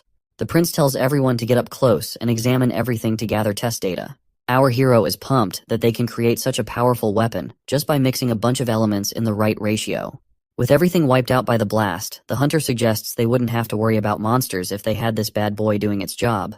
But the prince reminds them they won't have enough gunpowder before the month of demons. Still, he's excited they can work around it, relying mainly on guns and crossbows, while keeping the gunpowder as their trump cards. In the next scene, Nightingale paints how the world looks to her, just black and white, with no clear boundaries. She navigates through paths that defy normal limits by shifting her perspective. Up, down, left, and right aren't fixed. They collide, break away, or overlap. Moving along these ever-shifting lines gives her a bird's-eye view, letting her swing through anything. Other than the black and white, she can also see some other colors as well. For example, witches are the essence of magic, and she can sense the magic flowing and fading within their bodies. In this world, only witches hold something truly amazing, and Anna's magic stands out with its vibrant, rich colors. Suddenly, Anna calls her out, and Nightingale appears back in the real world. When Anna asks what Nightingale was doing here, Nightingale smoothly changes the subject, mentioning she brought some fish cakes. Anna's face lights up with delight at the sight of these treats, but Nightingale hesitates, saying she needs to wash her hands first. Instead of water, Anna just uses her fiery powers to cleanse her hands, which impresses the women big time. That is when it hits Nightingale that Anna is the only witch in their group with such incredible powers. This realization fills her with both dread and sadness, knowing that such strong abilities come with risks. With the month of demons approaching, she worries about Anna enduring unimaginable pain during her puberty. Nightingale gently suggests that Anna should join the association, where other witches can support her. She assures Anna that everyone would be thrilled to have someone as powerful as her among them. But then Nightingale's tone turns serious as she admits to Anna that she might not make it through this winter. Anna then asks Nightingale where she lived before joining the association. Nightingale replies that she used to live in a big city to the east, not too far from the capital. Anna then follows up by asking if Nightingale was happy back then. Nightingale's mind immediately flashes back to her past, recalling herself feeling miserable, locked up with shackles and a power-suppressing locket. Instead of answering directly, Nightingale turns the question around and asks Anna why she wants to know. Anna opens up, sharing that she had a tough life in the slums of Border Town. Her father sold her to the church for 25 golden coins, and it was our hero who freed her from those chains. Now Anna feels genuinely happy to be where she is. Nightingale gently reminds Anna that leaving the castle isn't an option due to how witches are hated by others, but Anna remains optimistic, trusting the prince to change things for them. Suddenly, their chat gets cut off when Nana storms in, slamming the doors before her. She's in tears and rushes to hug Anna, blurting out that things are about to hit the fan for her. Meanwhile, our hero is deep in slumber, dreaming of heroic exploits, and that is when Nightingale rudely wakes him up. She's absolutely livid, informing the sleepyhead that Nana's father is on his way and suspects she's a witch. Shocked to hear Nana's secret is out, the prince rushes into action, hoping he now has a shot to keep Nana in the castle. He wonders how the nobleman will react when he finds out his daughter is a witch. Will he plead with the prince to let her stay and keep her secret? When our hero finally steps outside, reality is far from what he was imagining. Nana's dad is fuming, demanding the immediate return of his daughter. After they settle into their seats, Nana's restless father calls her over to him. The little girl gets scared and asks if he's planning to sell her to the church. The man gets all chummy, saying the church would never take someone as clueless as her, so she better return back to her father. But our hero steps in, reminding him that his daughter is a witch. The man flat out refuses to believe it, and even when Nana herself confirms that she is a witch, the father gets really mad and suggests maybe Teacher Carl is just labeling another girl as a witch. That's when our hero gives Anna a nod, signaling her to show off her fiery magic powers. She does it right away, leaving the old man stunned to see witchcraft in action. Our hero tells him to calm down and assures him they can explain everything. Eventually, the father starts to understand that his daughter is just here to practice her witch powers after all.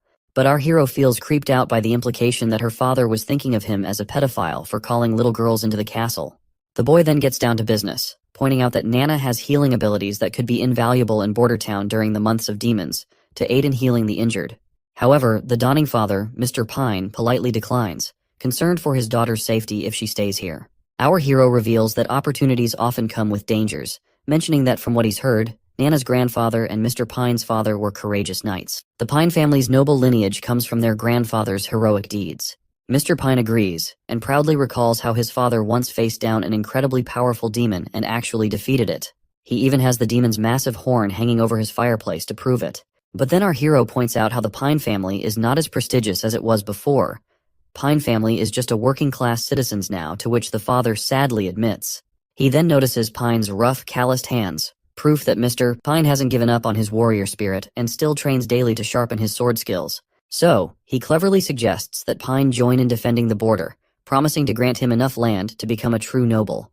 Despite this tempting offer, Pine isn't willing to take the risk and prefers to send Nana to Longsong Fortress rather than see her in harm's way. Our hero reminds him that Longsong Fortress isn't as safe as Border Town. The church has eyes and ears everywhere there.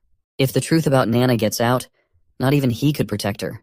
He promises to prepare a small boat for a quick retreat to Longsong in case of trouble, ensuring Nana and Anna's safety. Finally, the old man puts his faith in the prince, nodding respectfully and pledging his loyalty to fight for our hero's cause. Everyone breathes a sigh of relief and smiles, but Anna pouts, showing her anger toward our hero for even considering sending her away. She makes it crystal clear that she's not going anywhere. The next day, the old constable shows up looking really worried that they've blown all their money on weapons and army training. He's fretting that if things keep going like this for a few more months, everyone's going to starve for sure. The boy facepalms himself and gives him permission to use his savings for their budget. The old man agrees but grumbles it won't solve their long-term problems. Our hero shrugs and says if the defenses fail, they'll evacuate the town as soon as possible, then sends the old man off to do as he's told. Once the constable's gone, the boy feels pretty crushed after draining every last penny he'd saved up, and if the border defenses still fail, he's screwed. Then, his mood perks up when Nightingale shows up again. The woman immediately points out that he had lied to the old man about leaving the town. The prince immediately admits his lie, because he does not want to spread distress among the already terrified townspeople. Nightingale advises him to spend his time with Anna instead of stressing over politics. She shares her fear that Anna might not be around much longer, but the boy insists she will survive, because she has promised to beat those demons at all costs. Nightingale wonders how he can trust a witch cursed by demons. The boy just shrugs and says he believes in her, and further points out that he also trusts Nightingale as well. The woman just stares at our hero's poker face and realizes he's not lying. He casually points out that he doesn't lie without a good reason. Suddenly, they hear a commotion outside. Nightingale glances out the window and gets visibly anxious, noting that it's snowing. Winter has arrived. The boy decides to check on Hunter Ironaxe and his progress. At the shooting range, Ironaxe is using the guns and hitting bullseye after bullseye. The prince shows up and asks about the training. Ironaxe lights up like a kid, enthusiastically mentioning that he's nailed all the basics he was taught. The prince isn't surprised, because being a warrior through and through, Ironaxe has been able to master any weapon given to him. The man praises this iron pipe of the gods for its insane power. He grits his teeth, saying if he had this pipe when he fought that hybrid monster, it wouldn't have stood a chance. Ironaxe drops to his knees, overwhelmed that the prince entrusted such devastating power to a humble hunter like him, and promises not to let his prince down. The prince then checks in with his chief knight, Carter, asking how things are going. The knight looks a bit serious and mentions they could really use more than just the 2 guns they have. Our hero gets it and assures him that 2 more guns are already in the works and should be ready soon. He admits they rushed the gunpowder development because the months of demons are finally here. I'm starting to feel like this comic is turning into a manhwa version of Game of Thrones. Anyway, once he climbs up the city wall, the soldiers greet the prince right away. Seeing them bow their heads makes our hero feel sheepish, wishing he had taught them some proper military etiquette. The hunter points out that there aren't many demons after the first snow, but our hero tells him to stay cautious regardless. Suddenly they catch a sight of something, and there they see a demon in a distance. The soldiers start to panic, and one of them even asks if they should sound the alarm. Our hero tells the soldier to decide for himself, since he has more experience after their training. Finally, the soldier decides not to sound the alarm and puts his bow down. Our hero is relieved to see that his training of these soldiers is paying off, because dealing with the presence of the demon should be handled with caution instead of acting on impulses. The beast starts walking toward the wall, picking up momentum. The prince squints his eyes and gazes closely, wondering if it's a mutated fox. The hunter agrees, pointing out that the animal has recently been possessed, so it's not that threatening. The wolf gears up to jump over the wall, and the hunter quickly gets ready for the attack. Chief Knight Carter steps forward, shielding the prince. Just as the beast lunges at them, the hunter lets loose an arrow that flies through the air and instantly brings down the beast. The prince peers down to see the creature lying dead on the ground. The knight lets out a sigh of relief that they avoided a close encounter. Meanwhile, our hero notices the strange black blood and can't help but wonder why it's like that. He's also puzzled about why witches can snap out of demonic influence, but these animals can't. Curiously, the boy asks if someone bitten by a demon could turn into a mindless ghoul. The hunter immediately dismisses the idea, saying there's no such thing as ghouls.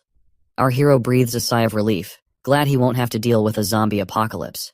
He then asks if the meat is edible. The knight started to freak out upon hearing this, and questions why the prince would consider eating cursed meat. The hunter agreed, recalling how he once fed a chunk of demon flesh to hunting dogs, which led to their deaths immediately. The boy sighs in disappointment, thinking it's a total waste of good meat.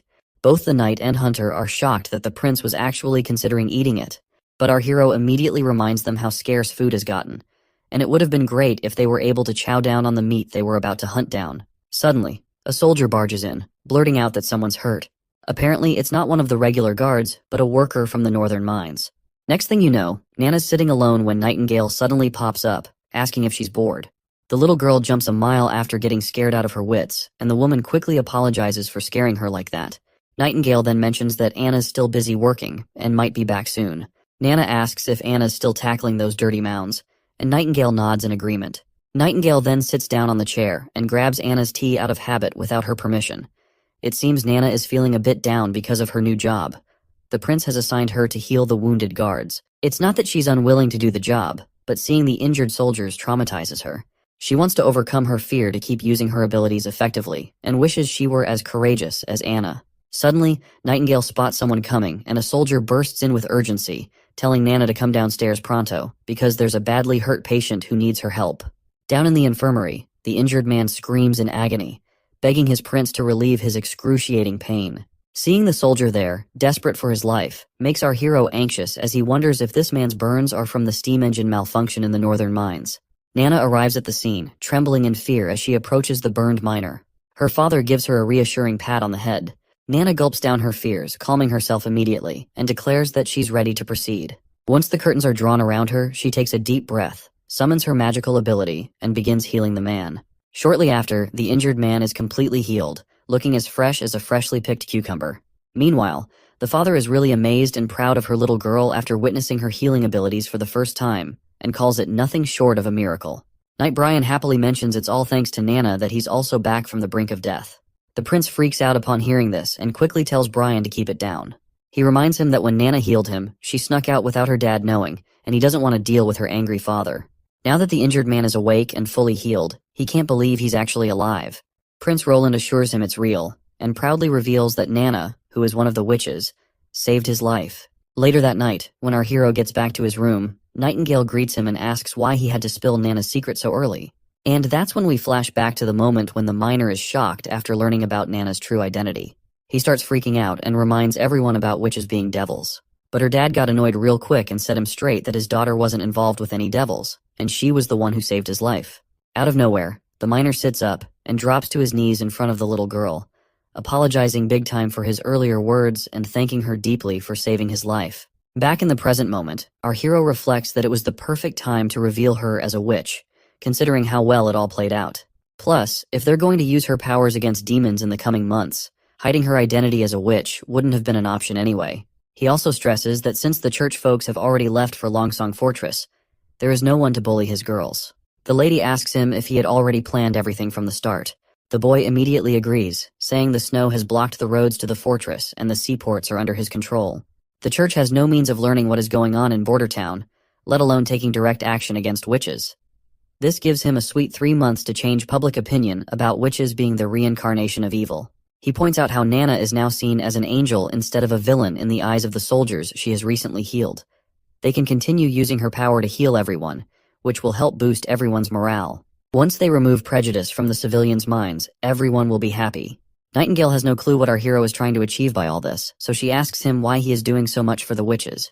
Our hero reminds her once again that his border town does not discriminate by origin, and someone as loathed as witches should live on this land like every other person.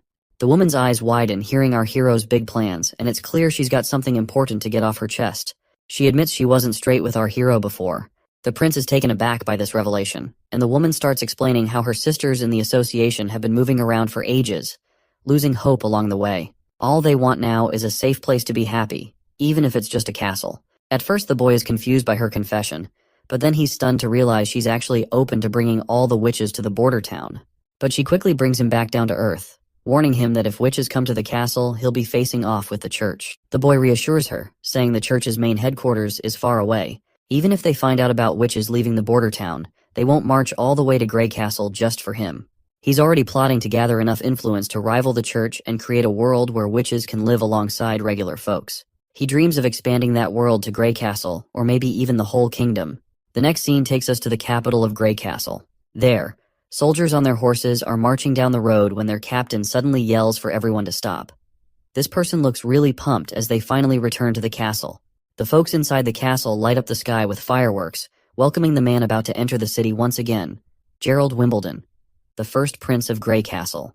It's hilarious to see that these suckers have explosive material to make fireworks, even though it's been only a few chapters since our hero invented gunpowder in this primitive society. Anyway, the gates come down and Prince Gerald heads into the city with his crew. Once inside, he gets straight to the point and tells everyone he's here to claim what's rightfully his from his father.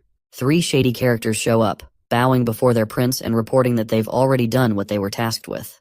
Prince Gerald then asks if they've managed to switch out the royal guards of the king as planned.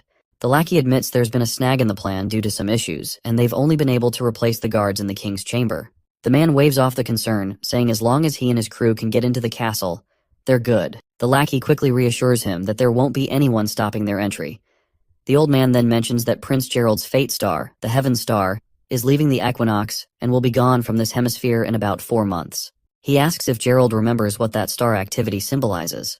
Gerald's mind drifts back to childhood memories of playing with his younger siblings. Then, he snaps back to reality and admits he already knows what those stars mean. This means he's ready to break the rules of the challenge their father set for them, and Prince Gerald will be taking the throne of Grey Castle. Outside the king's room, the prince catches a weird odor and asks his lackey about the strange smell of blood. The old guy explains that the king had called for a servant girl who noticed the staff change when she left, so they had to get rid of her. Seems like things are getting interesting because the king hasn't been around women since their mother passed away. As he's about to enter, the old man points out there's no guard patrol, making it easier to move around. The prince scoffs that he's not sneaking in like a rat. He's here proudly to discuss inheriting the throne with his father. But if talking fails, he'll try something else. He grips his sword and leans toward the door. The scent of blood just gets stronger. Once he takes a peek inside, he finds blood and smashes through the door. Inside, he discovers his brother standing there, and the third king of Grey Castle, Wimbledon, lies dead with a dagger in his chest. The assassin behind this is Timothy Wimbledon, the second prince of Grey Castle. Seeing his older brother, Timothy claims he didn't want to do it, but had no choice. Just like the first prince had no choice other than to come here. Almost instantly, a bunch of soldiers pop up right behind the first prince and surround him, catching him off guard. The older brother asks his younger sibling how long he'd been planning this. Timothy explains that the decree their father set was like a chess game. He admits he planned to play by the rules, but the third princess started playing dirty. He also points out Gerald as a dirty player, suggesting the first prince wouldn't have rushed all the way across the kingdom to the capital without a heads up from his astrologer lackey. Seems like his lackey has also betrayed the first prince, though the old man clarifies he never lied. When the heavens move from the equinox, it symbolizes a seeker who's lost their way, but also foretells downfall. The first prince gets annoyed and yells at his younger brother, reminding him how he was the favorite son, given all the advantages by the king. Yet he killed their father. In response, Timothy grins shamelessly, pointing out the first prince's hypocrisy, since he was also there to kill the king if talking didn't work out. The first prince trembles, probably after seeing his brother dropping truth bombs so brutally.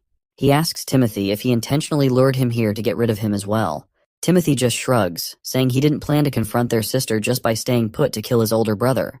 He's kinda impressed their sister also saw all this coming before the decree was even written. Timothy goes on to explain he wants to end this royal decree early because his Valencia city isn't like their sister's Clearwater port, which is breeding warriors like rabbits. He needs an army, a big enough one to challenge her sister, and that's only possible if he's rocking the Grey Castle crown. The first prince gets furious and charges at his brother, but the soldiers quickly intervene. One of them strikes him from behind with a spear, forcing him to drop to his knees in front of his younger brother. Timothy devilishly informs his brother that he'll be framed for killing the king and labeled a murderer, and he will face the guillotine for his crime as well. The soldier pins the first prince down, but he keeps protesting, asking if Timothy even has the right to judge him, and vows to expose Timothy's crimes to everyone in public. But Timothy has covered all his bases. He's prepared a potion called the Silencer.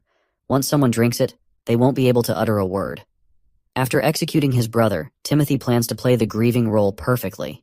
With no one else in line for the throne, he'll become king without breaking a sweat.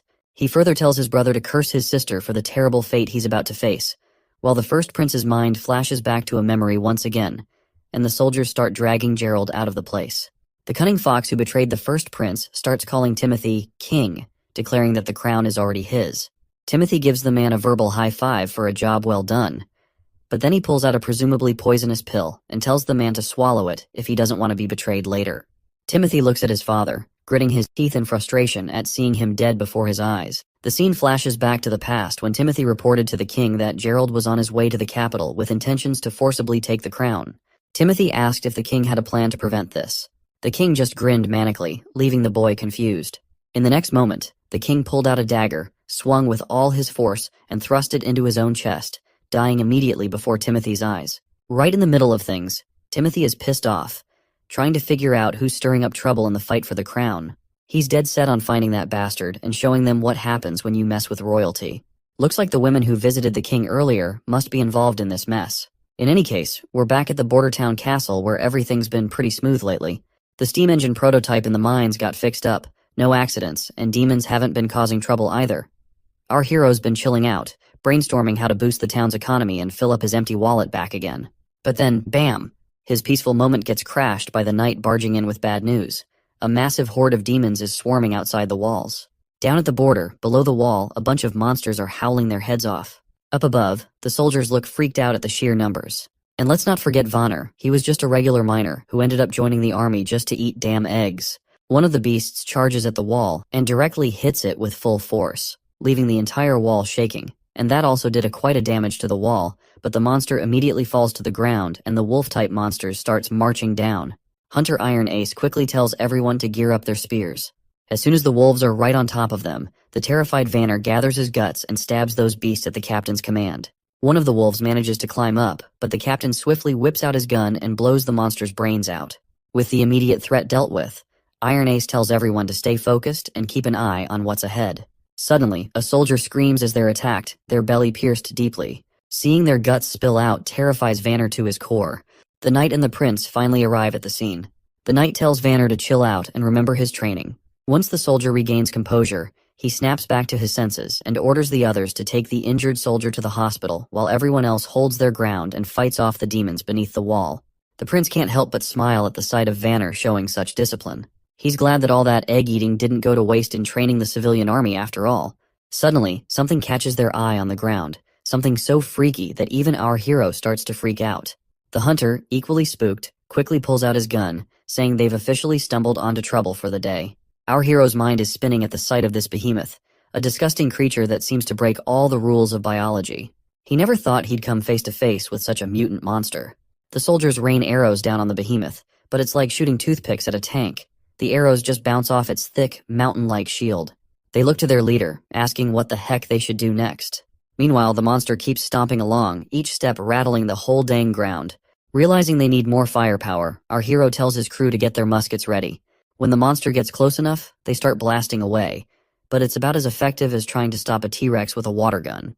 The soldiers start freaking out when even the muskets can't do squat against this monster. The prince quickly tells them to chill and orders Vice Captain Vanner to round up some guys and grab dynamite from storage. After dishing out orders, he tries to get everyone to listen, but bam! The giant behemoth demolishes the wall they busted their butts to build. At this point, the prince is pretty darn sure they're screwed. He didn't figure the monster would be this tough and calls for an immediate retreat before shit goes down real bad. As the wall crumbles, Nightingale swoops in and saves our hero from a nasty fall. Once they're back on solid ground, the boy asks her what she's doing there. She explains she came because she was worried, and now it looks like her worries were on point. She asks our hero how he plans to handle the monster. He assures her he's still got a trick up his sleeve, and right on cue, Vanner strolls back with dynamite in hand. Our hero jumps in, shouting at Vanner to light the fuse and chuck the dynamite under the monster's legs. Meanwhile, poor Vanner's freaking out in this life-or-death situation. Finally, he gets the fuse lit, plops the dynamite down, and bolts out of there while the fuse starts sizzling. Once that fuse burns down, boom. The whole place shakes with a massive explosion, hitting the monster square in the gut. Everyone starts busting out victory moves as they watch the monster crash lifelessly to the ground. The prince is grinning like he just aced a test. But their celebration is cut short when they spot more beasts roaring back at them, even though they're just regular old critters. But they are in numbers. The soldiers scramble to get their shields up, and our hero is standing there clueless and panicking. The boar suddenly lets out a roar and charges right at their group. One soldier, lying on the ground, can't believe his eyes as he sees this girl stepping into the fray. But this ain't just any girl, it's Anna, and she's no ordinary lady, and you better get that to your head. Anna stares down the monster, showing no fear. She taps into her powers and throws fire right at the boar. The flames hit the mark, roasting the boar alive. Our hero's jaw drops, totally caught off guard by what he's seeing. Our hero feels like a complete idiot for never thinking about Anna's role on the battlefield beyond her building and town projects. That's exactly why he kept her safe in the sickbay, to avoid any danger, and he has no clue how she got out of here. As one of Knight Brian drops down to his knees, he informs the prince that Miss Anna was worried about his safety and insisted on coming to the wall, and he was not able to stop her. Originally, our hero had planned to sway public opinion in favor of witches using Nana's abilities, and once more people accepted witches, our hero wanted to reveal Anna's existence publicly. But it seems like the cat is already out of the bag. The boy quickly orders Brian to protect Anna from the danger, and he instructs Nightingale to do the same.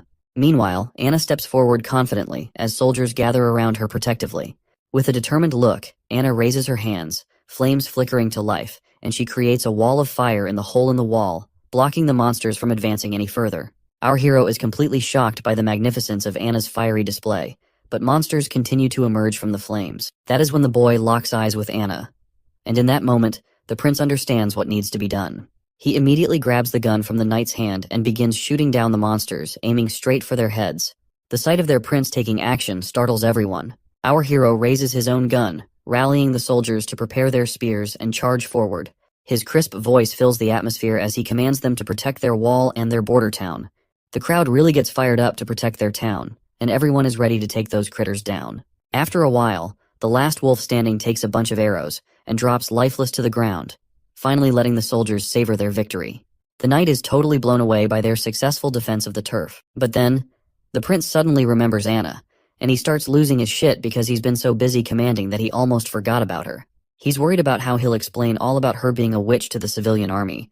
As he frantically looks around for her, he notices something surprising. Everyone is showing her respect instead of calling her the reincarnation of some devil or whatever. The prince is almost clueless about this unexpected attitude toward her from the civilians. Even though her fiery power had scared him, it seems to have earned trust and gratitude from others as well. When Anna finally stands before the prince, she looks exhausted from using her powers and promptly faints, dramatically falling right onto our hero's chest. The next scene takes us to Clearwater Port at Garcia's residence, where the third princess gets the news that her father has kicked the bucket. According to the letter, her brother, Gerald the First Prince, has been fingered for the assassination and is now locked up by the guards. They're saying he didn't kill himself, but rather got slapped with an execution sentence by the bigwigs. This news really throws her knight for a loop, and he finds it all pretty fishy. After a bit of hemming and hawing, she admits her brother can be a bit of a dumbbell, but he's not dumb enough to wish for death. She lays out how Timothy's trying to shift the blame to Gerald to fool the public.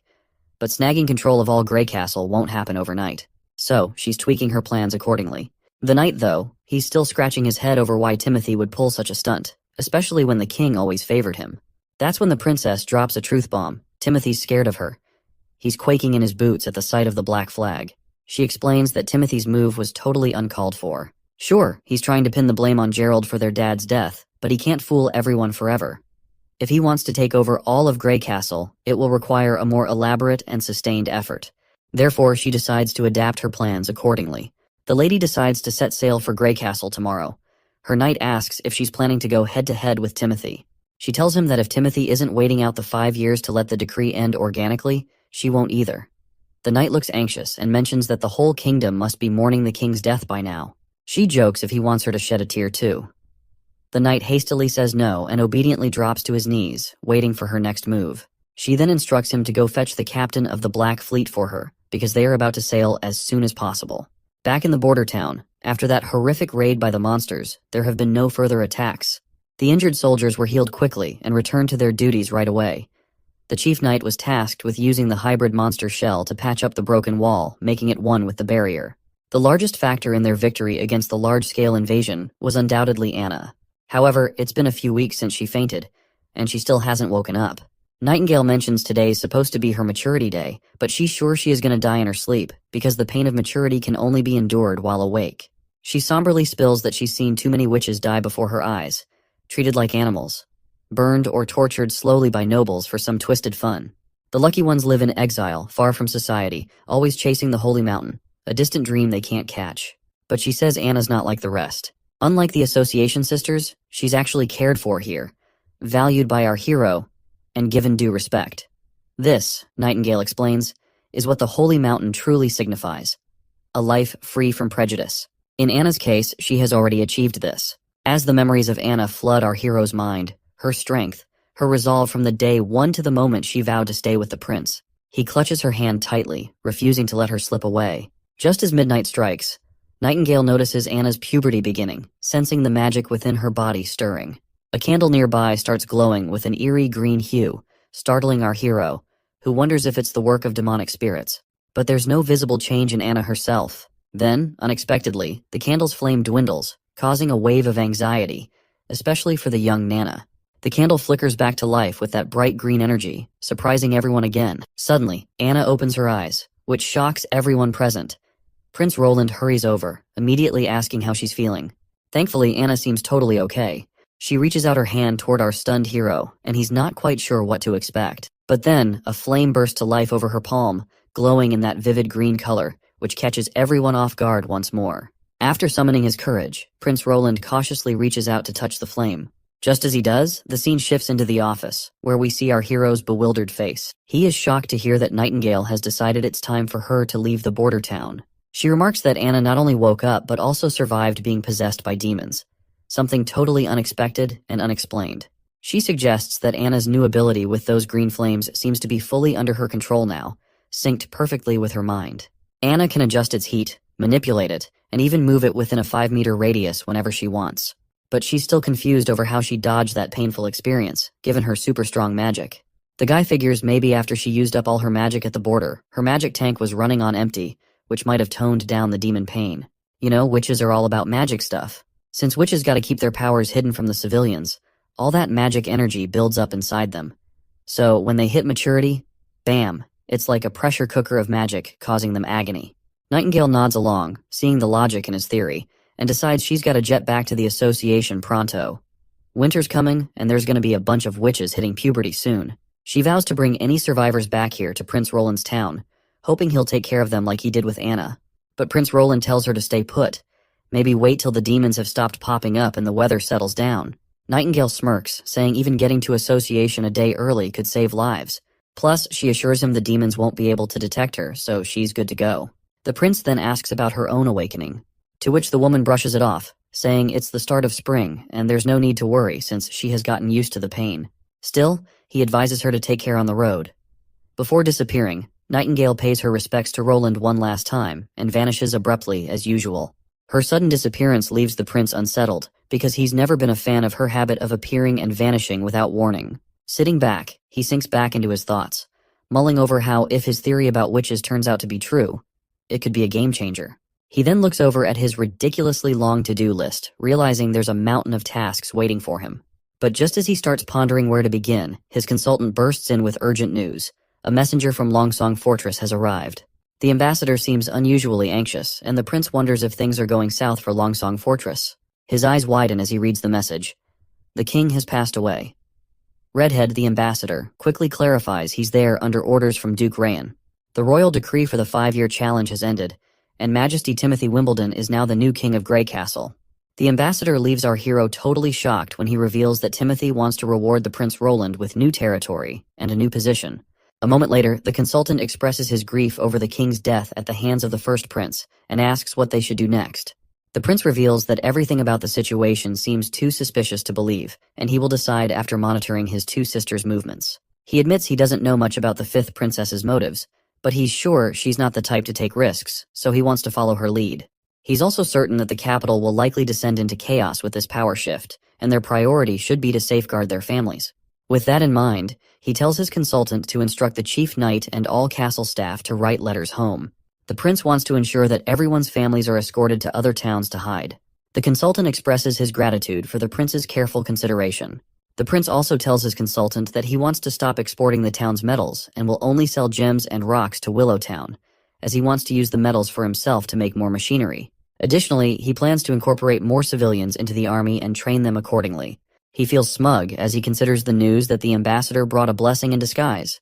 Roland is confident that as long as he hunkers down in Bordertown, someone will try to bite him, such as Duke Rayan from the Longsong Fortress. Once the months of demons pass, he is pretty sure that Duke Rayan will try to extend his influence across the western side of the kingdom under the new administration. And this is precisely what Roland wants. Industrialization is his priority, but what he lacks most is people. Bordertown's population is only around 2,000, limiting the expansion of his projects due to a labor shortage. Buying slaves, recruiting talented individuals, or increasing the birth rate seem unrealistic. On the other hand, if they can take Longsong Stronghold, he can gain a large number of freed people while accumulating wealth. Assimilation is easier, and invasion is the best way to grow the population and gather wealth. Roland acknowledges the hassle of challenging the entire fort of Longsong, and he can only wait for Nightingale to return with the witches. This is also the sole reason the prince wants to expand his civilian army and wants to make more machinery. The next scene takes us to the northern mountain range, where Nightingale proceeds down one of the tunnels. Her steps are soon halted by roots growing out and blocking the entrance. Nightingale immediately introduces herself, and the lady known as Leaf withdraws her roots and gets delighted to see her friend back. After exchanging pleasantries, Leaf reveals that one of the two witches, Erin or Ashley, failed to make it to maturity. They then decide not to dwell on gloomy things and proceed to get inside. Nightingale is looking forward to seeing her friend Wendy, and as soon as Wendy is called over by her friend, she spins around and greets Nightingale warmly, playfully calling her Veronica. Wendy takes Nightingale's hand in hers, causing Nightingale to blush and assert that she's not the same weak girl as before, preferring not to go by Veronica anymore. Wendy insists she shouldn't deny her past because it's a part of her. Nevertheless, Nightingale is glad to see her friend, and they embrace each other tightly. Wendy then inquires about Anna and whether Nightingale managed to help her through her maturity. With a smile, Nightingale reveals that Anna didn't need any saving at all.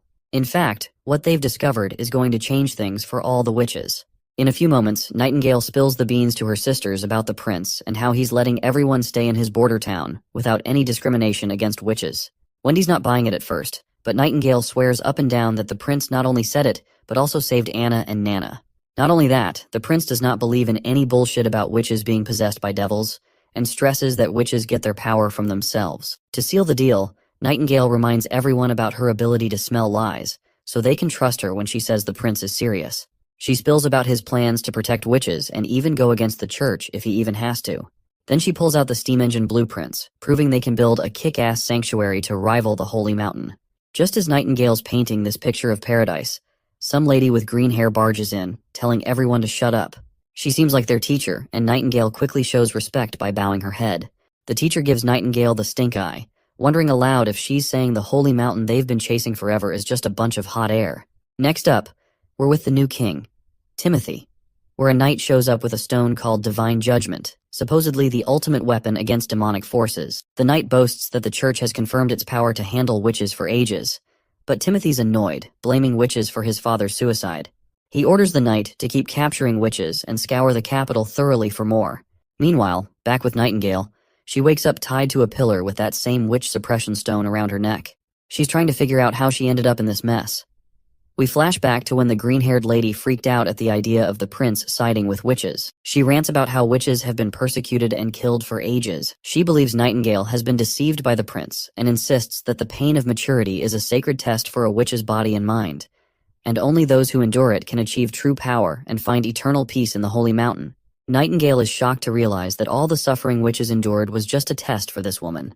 She's further annoyed at the thought that her fallen sisters, who endured so much pain, are simply dismissed as disqualified subjects. The teacher offers Nightingale a final chance to seek forgiveness for her ignorance and mistakes, promising her mercy. But Nightingale remains resolute, insisting she'll only take sisters with her who believe in her. As she tries to leave, a snake immediately grabs her feet, and before she can react, she blacks out from the venomous injection of petrification, waking up to find herself in her current bind. While they're face to face, Nightingale reminds her why she is using the Divine Stone of Judgment even though it's prohibited in the Witch Association. The Snake Lady says it's just a tool to punish disobedient kids. She reminds Nightingale how Wendy saved her from the clutches of the aristocrats. Instead of repaying that kindness, now Nightingale is trying to sell them all out to those filthy nobles just to mend her relationships with them again. Nightingale denies any such motive, emphasizing she only wants her sisters to live freely without fear of starvation or the pains of maturity, and believes everyone deserves the right to choose their own path. She points out how much Border Town has changed, pointing out that the steam engine blueprint she brought is just one of many miracles.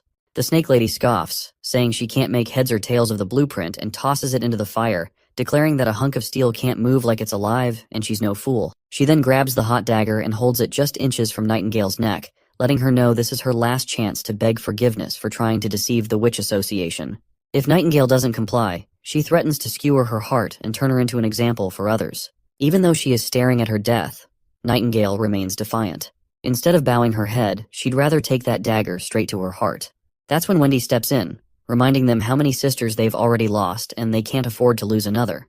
The Snake Woman grows agitated, demanding to know if Wendy also believes Nightingale's lies.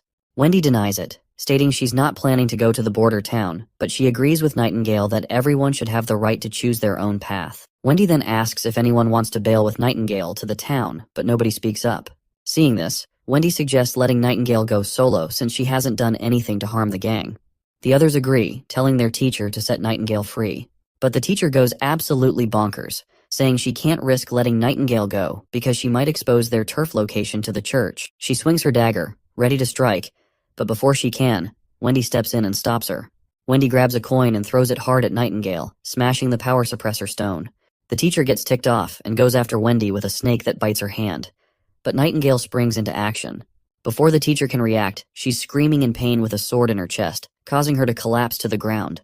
Before anyone can react, Nightingale and her friend start to disappear and exit the tunnel. Wendy doesn't seem to be in good spirits because the poison from the snake bite is spreading across her hand. To stop it from spreading further, Nightingale reluctantly grabs her dagger and severs Wendy's hand from her body. She keeps the hand with her, confident that Nana can heal it back soon. They've been walking forever, and it took them 3 days just to get here. Carrying Wendy is slowing them down further, and with her losing blood, Nightingale fears she won't last another 3 days. But her worries prove unnecessary when a mysterious newcomer arrives, ready to lend a helping hand. A newcomer looks like a boy at first glance, but she is actually a girl. She reassures Nightingale not to freak out. Her name is Lightning, and she recently joined the Witch Association. Nightingale stays cautious around this tomboy and asks if Kara sent her. Lightning shrugs it off, saying it's no wonder Nightingale doesn't recognize her since she's always out and about. She makes it clear she's here because, like Nightingale said earlier, everyone should live life their own way, and she's chosen to stick with Nightingale. Simple as that. She's totally pumped about all the machinery and exploding dynamite, being an explorer at heart. Nightingale wonders why someone so into adventure joined the association. Lightning explains that finding the Holy Mountain is an adventure in itself, but the association is all about books, and Kara's always buried in them. Nightingale asks if Lightning's a fighter, to which she nods, mentioning she can fly too. Or so Lightning thought. She's struggling to move an inch with all that weight over her little shoulders. Finally, she gathers enough energy and starts floating slowly through the air. The tomboy then asks if Nightingale knows Wendy for a long time, noting how Wendy called Nightingale Veronica back at base camp. Nightingale confirms they go way back and tells how, before joining the association, people treated her like a puppet. And it was Wendy who showed her way to live. She reveals she had a family in Silver City when she was 13, but her parents disappeared during a commoner uprising. Nightingale's uncle then took her and her brother, Hyde. That was also the year her witch abilities first appeared inside her, but her uncle figured out her secret right away and split her from Hyde, locking her up to train her powers. He threatened to harm Hyde unless she used her abilities for his dirty work. So she became a full-on assassin. Poisoning, ambushing, you name it. She did every kind of horrendous act. As the Gillen family's wealth increased with time, her hands got dirtier and dirtier as well, soaked in the blood of others. The worst part is that her powers were just too perfect for that kind of work. When she finally reunited with Hyde, he turned her away cold, wishing he didn't have a witch for a sister. After that, she was broken inside. When maturity hit, she managed to survive the pain, and her powers also intensified. The prison bars couldn't contain her anymore, so she broke free, killed her uncle, and left with no direction. It was then she found Wendy, who was like a spark of warmth in her cold world. Wendy took her to the association, where she met other witches, and their teacher Kara provided solace to everyone. In the present, Lightning points out that Kara has gone off the rails, finding it hard to believe there's a prince who genuinely cares about witches. After finally reaching Border Town, we find our duo inside this familiar, quaint cottage. The prince can't seem to stop sneezing, wondering who might be thinking about him so much. Just then, a commotion grabs their attention. As they turn around, they see Nightingale and the other two bursting into the cottage, crashing right before their feet. Anna immediately takes her stance to deal with these uninvited intruders. But Nightingale immediately yells at our hero to fetch Nana as quickly as possible. As Nana tends to Wendy's injuries, our hero has no clue what went down at the association that made Nightingale rush back with only 3 witches. He wonders if demons attacked them and if only 3 survived, feeling lucky they have Nana to reattach Wendy's arm. Suddenly, Lightning appears from the infirmary. The prince quickly asks if she's hurt too. Lightning reassures him and points out how the prince really is a decent guy who cares about witches, just like Nightingale said. She admits she didn't believe it at first, just like other members of the association. She then jokes about how the world is full of weirdos, so having a prince like him isn't that surprising. Being called a weirdo doesn't sit well with the prince, who just rolls his eyes. Getting to the point, the prince realizes the association wasn't under attack. That's when Lightning starts explaining the whole situation, clarifying they weren't attacked. Wendy was hurt by their own teacher, Kara, and explains further as to how they ended up here. Once night falls, Prince Roland returns to his room, only to be startled by Nightingale sweetly lying on his bed in her nightsuit. Prince Roland gets all flustered, maybe starting to think about some naughty stuff, imagining Nightingale might be up for getting close after all. Suddenly, Nightingale gets up and strides over to him, leaving him scared out of his wits and pinned against the closed door. He hastily tells her she should rest as long as she needs. But then, Nightingale kneels before the prince. In a serious moment, she, Veronica Gillen, officially swears her loyalty to him. She promises to follow his orders and stand by his side in battle, facing demons or anything else, until her last breath. It's no surprise to our hero that after being let down by the association, Nightingale is turning to him for help with the future of witches. Without missing a beat, he takes the sword from her hands and officially makes her his right-hand woman. The prince asks if her real name is Veronica, and she nods, saying there's no reason to hide it from him now. Next, we catch up with Wendy, who's been offered a contract. Our hero tells her to stay in the border town and work for him. If she's up for it, she can sign on the dotted line, promising good pay for her work. He also spills the beans on a method he's found where witches can sail through their maturity without feeling any pain at all. The news totally throws off the new witches. Once we step outside, our hero admits it's just his guess, and explains that witches are like vessels for magic, and as they get older, their magic builds up until it overflows during maturity, attacking their bodies. He mentions Anna as an example of someone who survived this. He dismisses the idea of demons possessing witches as nonsense, proposing instead that they can manage their level of pain by continuously releasing their magic to maintain balance within them. He promises a safe haven in Border Town where witches can practice their magic freely, without anyone discriminating against them or threatening them. He believes if his idea works out, they can create their own version of the Holy Mountain right here in the borderlands they dream of. Wendy has already signed on to the plan and asks where to start. He simply tells her to keep using her magic until she masters full control over it. Once the prince gets busy with the newcomers and their magic training, Nana and Anna have a little chat about recent events. Nana looks impressed by Wendy's wind magic and Lightning's flying skills, which also saved Wendy's life as well. Anna expresses happiness at having so many sisters around, but Nana points out how Nightingale seems to look at our hero with warmth in her eyes, a detail not to be taken lightly. Anna is clueless about what Nana means, but the little Nana warns her friend not to blame her for not giving a heads up, and if Anna doesn't make a move, Nightingale might just win over our hero. Suddenly, they hear the alarm ringing, a clear sign something's wrong. The report comes in that a demon monster has arrived. The hero rushes to the wall and meets his soldiers. He squints to spot the danger but sees no demons in sight. The prince wonders if it was a false alarm and questions the hunter who raised the alarm. The hunter tells him to look closer, and when he does, he sees a dark blob of mist forming. As he takes a closer look, he's shocked to see a hybrid monster right before his eyes.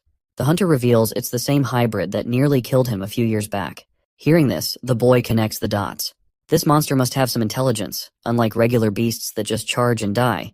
But this monster survived for many years, and it always retreats when it senses danger. When the beast reaches the wall, it suddenly stops, leaving everyone puzzled.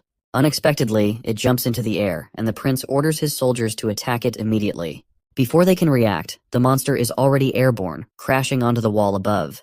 Our hero is stunned to see how cunningly it targeted the wall's weakest spot, which confirms our hero's last remaining doubts about this monster's intelligence. Once the demon makes it to the other side of the wall, soldiers report it's heading toward the town.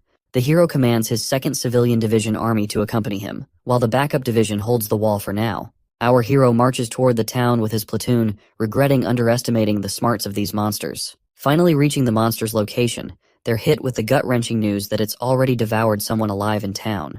The trail of blood before our hero's eyes sends a terrifying chill down its spine. But he does not succumb to fear, and annoyingly orders everyone to stay on high alert. The monster pops into view once more, snatching another civilian. Prince Roland immediately cautions everyone as the soldiers look helpless against the monster, unable to use their guns for fear of hitting civilians in the chaos. Not only that, the soldiers can't even get close to this monstrosity. Iron Axe commands his soldiers to get on rooftops and higher ground to aim precisely without harming civilians. Soldiers immediately climb up to the rooftop to take their positions. Despite the odds, soldiers manage to shoot over the monster's overgrown head, but they slightly miss their mark. The monster glares back with an annoyed face. But before it can strike, Iron Axe closes in and blasts the monster's head right away, finally avenging the innocent lives taken by this monster. In the Hermes perimeter, north of Grey Castle, a gigantic mutated creature crawls its way toward the towering wall. The knights on the wall tremble as they witness the enormity of the approaching monster. Upon finally stepping on the rooftop, the creature drools and immediately perks up at the sight of the humans nearby. Without hesitation, the monster opens its massive mouth, unleashing an entire army of monsters marching out from its belly. The soldiers realize they're trapped with no escape route in sight. Still, they immediately start running in the opposite direction while a creature in the sky keeps following the soldiers. Eventually, when they reach the inner city's north wall, they find themselves waiting for the gate to open. The girl reveals to us that the whole outer city has been wrecked by the monsters. They've got to defend the church, but with only a handful of soldiers and monsters right on their tails, it looks like a tough fight ahead. But then the girl pulls out a red pill and instructs the soldiers to take it and annihilate the enemy. Without hesitation, the soldiers obey her command. As they swallow the pill, they feel a surge of energy coursing through them, empowering them to march forward against the monsters. Before these foolish soldiers can get slaughtered by those monsters, the gate finally drops, revealing a cocky figure striding out. He declares himself as part of the Judgment Army and orders everyone to clear the path. These soldiers are clad head to toe in sturdy armor, appearing like elite knights. The lady is bewildered by the sudden appearance of this so-called Judgment Army, having no clue who they even are. However, she doubts that mere humans stand a chance against the hybrid monsters.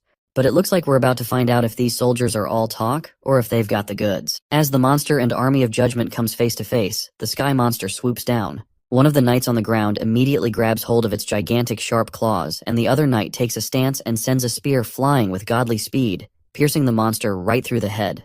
The woman is completely blown away by the soldier's speed and strength, which is matching the power of hybrids. As these badass knights wreak havoc on the monsters, the scene shifts to a church spire. On the balcony, we see 3 archbishops, using a telescope to observe the Judgment Army. Seeing those monsters dead on the ground, they seem pleased to see that their army appears to be winning against the monsters. Archbishop Taifun shakes his head, noting the worst part of the battle was the total annihilation of the reinforcement armies sent by the 4 great kingdoms. Archbishop Heather chuckles in agreement, commenting on how those kingdoms sent thousands of soldiers who ended up as mere cannon fodder. She's clearly pleased, seeing it as proof that the border defenses of those kingdoms can't hold a candle to the church's mighty Judgment Army. However, a third individual interjects, pointing out the heavy toll of using so many pills in the process and the loss of much of the judicial army, which forms the core of the church's power. Taifun clenches his teeth, emphasizing that they had no choice because the beasts of the wastelands have appeared exactly as foretold in the Bible. He warns that time is running out, and unless the continent unifies and gathers its strength, destruction awaits them all. The arrogant lady chuckles again, saying humans are basically monsters committing horrifying acts just like demons, so maybe wiping out humanity isn't such a bad idea after all. This really ticks off the old man, who tells her to cut out the blasphemous talk and stop defying God's will. But the girl just brushes it off with another sassy comment, saying God never promised humanity would survive, and further challenges the old man, asking if he's sure God cares more about humans than demons. The old man looks even more ticked off, but he stays quiet. Maybe because deep down, he knows there's some truth in what she's saying. Well, even Archbishop Maine thinks the same way as that woman does, but he is also sure that God only favors those who come out on top. Back in the border town, they lay the fallen soldier to rest. Our hero gathers everyone's attention and announces that they are gathered to mourn Mr. Aggie from the Civilian Army 2nd Division. The prince goes on with the usual talk about the man's heroic deeds in sacrificing his life to save their hometown, bidding him a final farewell as they cover his grave with mud. Chief Knight Carker is deeply moved by our hero's compassionate gesture, noting he's never seen someone of noble birth show such respect for commoners whose names he didn't even know. Our hero points out that giving a proper farewell feels right, especially since Bordertown has never held proper funerals for those lost to the monsters, and they deserved more than a hastily dug hole. Besides, the prince believes that holding these funerals serves the purpose of decency and boosts morale. He explains that when people reflect on who and what they're fighting for, it can spark a profound change in an army. He aims to ignite everyone's willpower to steer Bordertown back on track. The wife of the deceased soldier shows up with her 2 kids, one of them really small.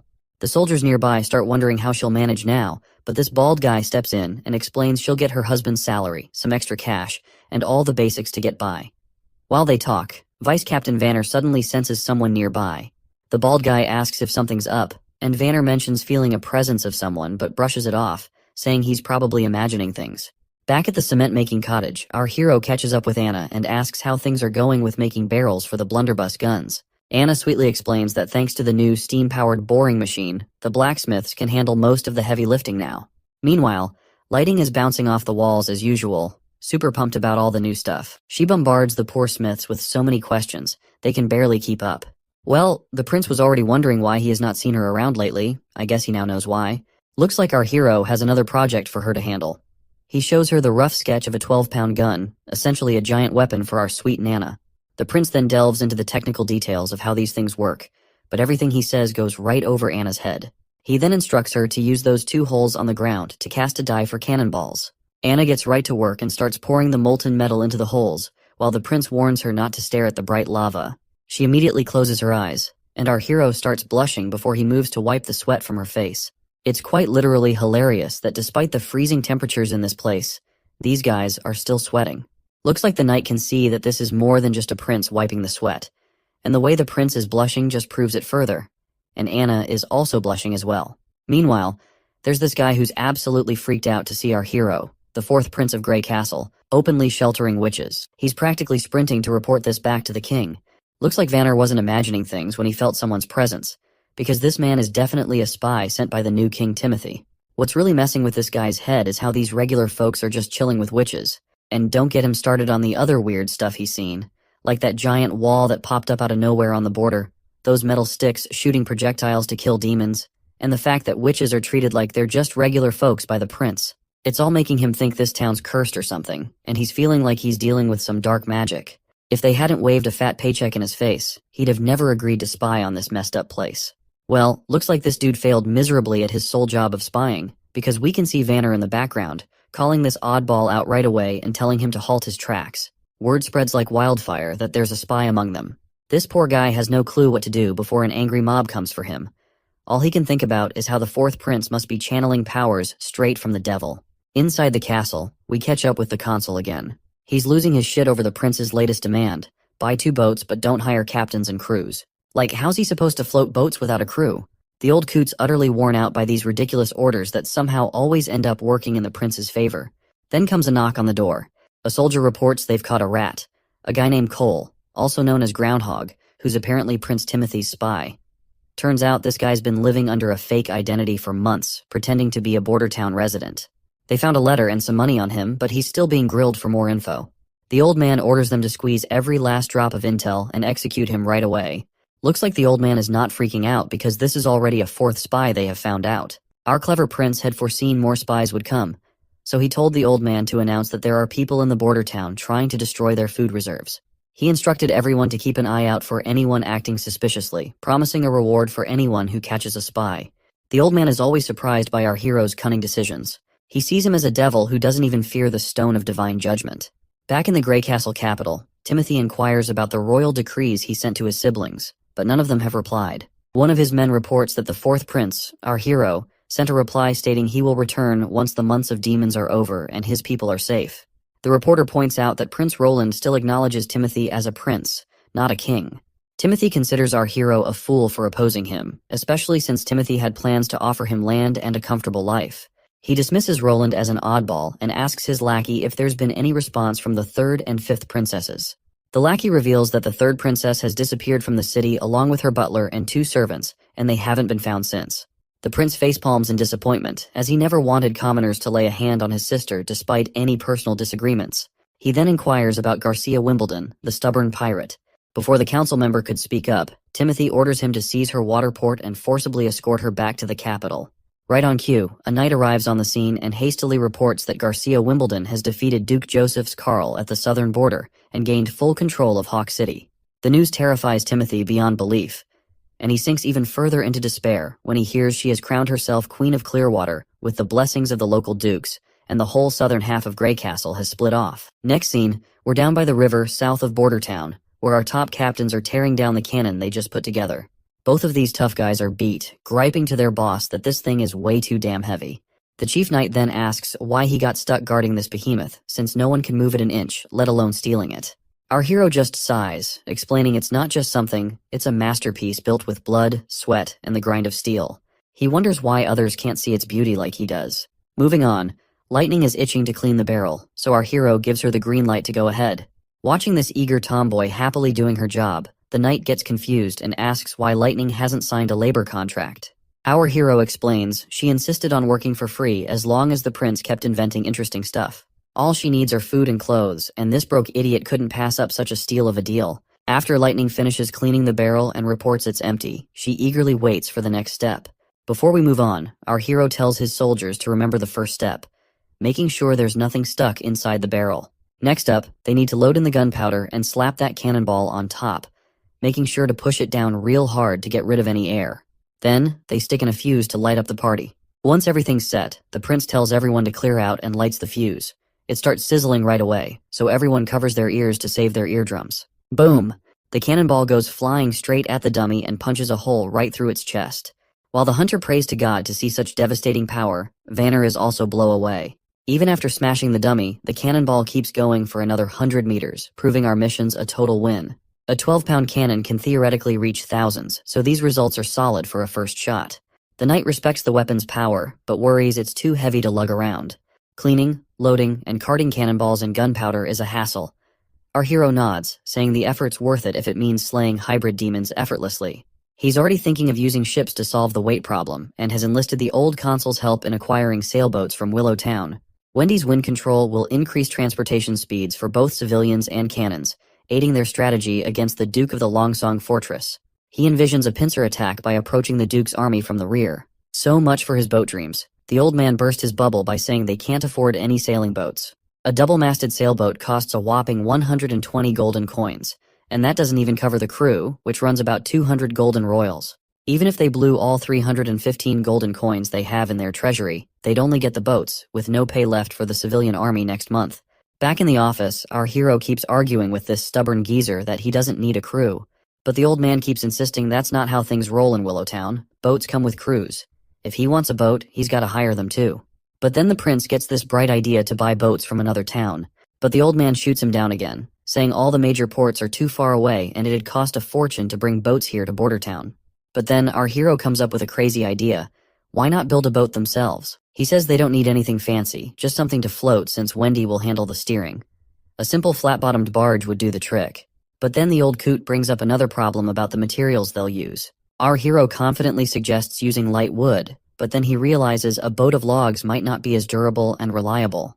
He even considers having Anna help weld a proper metal boat, but he's already used up all the metal-making guns and stuff. Then, the idiot remembers they have tons of concrete left over from building the wall. He suggests using wood for the base and reinforcing it with steel rebar, then making the rest of the boat out of concrete.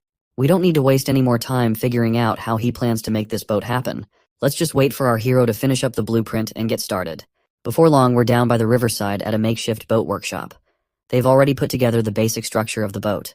When Lightning sees the giant thing, she cracks a joke about it being a massive bathtub fit for a king's lavish baths. Our hero chuckles and corrects her, saying they're actually building a boat, not a bathtub. But Lightning is still skeptical. To her, it doesn't quite look like any boat she's seen before. While they banter back and forth, Wendy's happy to see Lightning and our prince getting along just fine. To which, Nightingale points out that getting along with others has always come naturally to Lightning. She was just as energetic back in the association days. The mention of the association immediately saddens Wendy out as she worries about her other sister's safety. Back in the mountain range, we see the witches marching down. As they walk, one of the sisters alerts everyone about the presence of demons. The teacher quickly tells Lady Leaf to lay her down and help the others. Lady Leaf gently puts her injured teacher on the ground. As the monsters approach, the witches stride forward to face them. Meanwhile, the teacher blames Nightingale for their sorry state and vows to get payback once she finds the Holy Mountain and gathers more witches. She hasn't forgotten about Wendy and Lightning either, feeling betrayed by them. When the monsters leap at them, Lady Leaf works her magic, summoning roots that grab the beasts, while Zephyr, another witch, sucks the air out of their lungs. Seeing the girls take down those monsters puts a grin on the teacher's face. She's sure that with their combined effort, they'll bring the church crashing down once they reach the Holy Mountain. The teacher decides to take a breather for a while here, but suddenly she's left in shock by what she sees before her eyes. She wonders aloud if this could be the Holy Mountain. Before them rise skyscraper-like structures that couldn't possibly be built by humans. The sight brings a giant smile to the teacher's face as she believes they've finally found the Holy Mountain. However, the others are not convinced. According to all the books, the Holy Mountain is supposed to be a serene and abundant place, which is drastically different from what they're seeing. Despite Leaf still being unsure, the teacher is going nuts over the grand structures and is absolutely convinced this is the Holy Mountain. Leaf hesitates to voice her doubts, recalling what the teacher did to Nightingale when she disagreed. Feeling she has no other choice, Leaf reluctantly starts walking forward.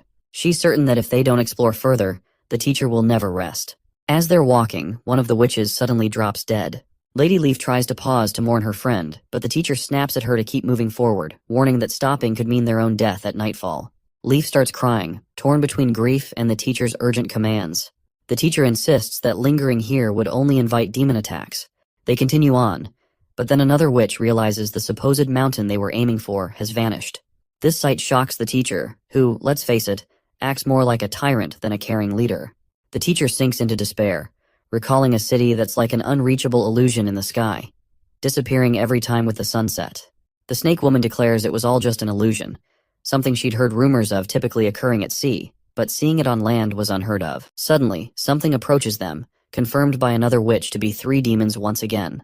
But this time, it becomes clear this new threat is not just a regular demon. This mysterious entity attacks one of the witches with some weapon, leaving Leaf frozen in place as her friend is struck down, a long spear piercing her chest in an instant. Leaf stares at where the spear came from with disbelief. Before them stand hybrid creatures, riding demonic beasts. Looking at their ripped bodies, it's no wonder they took down the girl with just one blow. One of the witches immediately uses her abilities to turn the ground into a swamp, but the creatures effortlessly leap from their mounts and land right in front of the women. One monster swings its hand, smashing a witch with brutal force, splattering blood everywhere, leaving the sisters absolutely terrified out of their minds. The beasts then turn towards the remaining sisters, who stand petrified and trembling in their boots. Suddenly, another monster fixates on a redhead among them. Her face pales as the creature approaches, its grotesque tongue-like appendage dangling from its mouth, which is a far cry from any normal tongue. Before the beast can reach her, it's struck by a fireball. Though it annoys the creature more than hurts it, the redhead grabs the hand of the traumatized orange-haired witch and urges her to run. But the orange-haired witch is so shaken that she's forgotten how to move.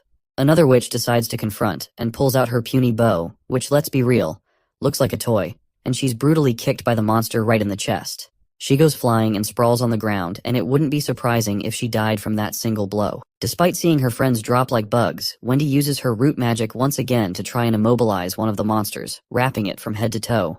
The snake lady sends her snake to crawl around the beast, and together they bring the formidable creature to its knees. Wendy urges everyone to run while she keeps the monster restrained. Meanwhile, the other monster immediately retrieves a spear from its back. As it tries to throw the spear, its feet sink into the swampy ground. However, the monster manages to throw the spear with incredible speed, leaving only a trail of pink light as it goes straight for its target, leaving nothing but a haze upon impact. Well, surprisingly, Wendy manages to narrowly avoid the attack, but suddenly the other monster unleashes its electrical powers, zapping everyone in range. Once everyone is down, only Wendy and the cocky snake woman remains. Wendy still does not want to accept this reality as how their world turned upside down in a short time.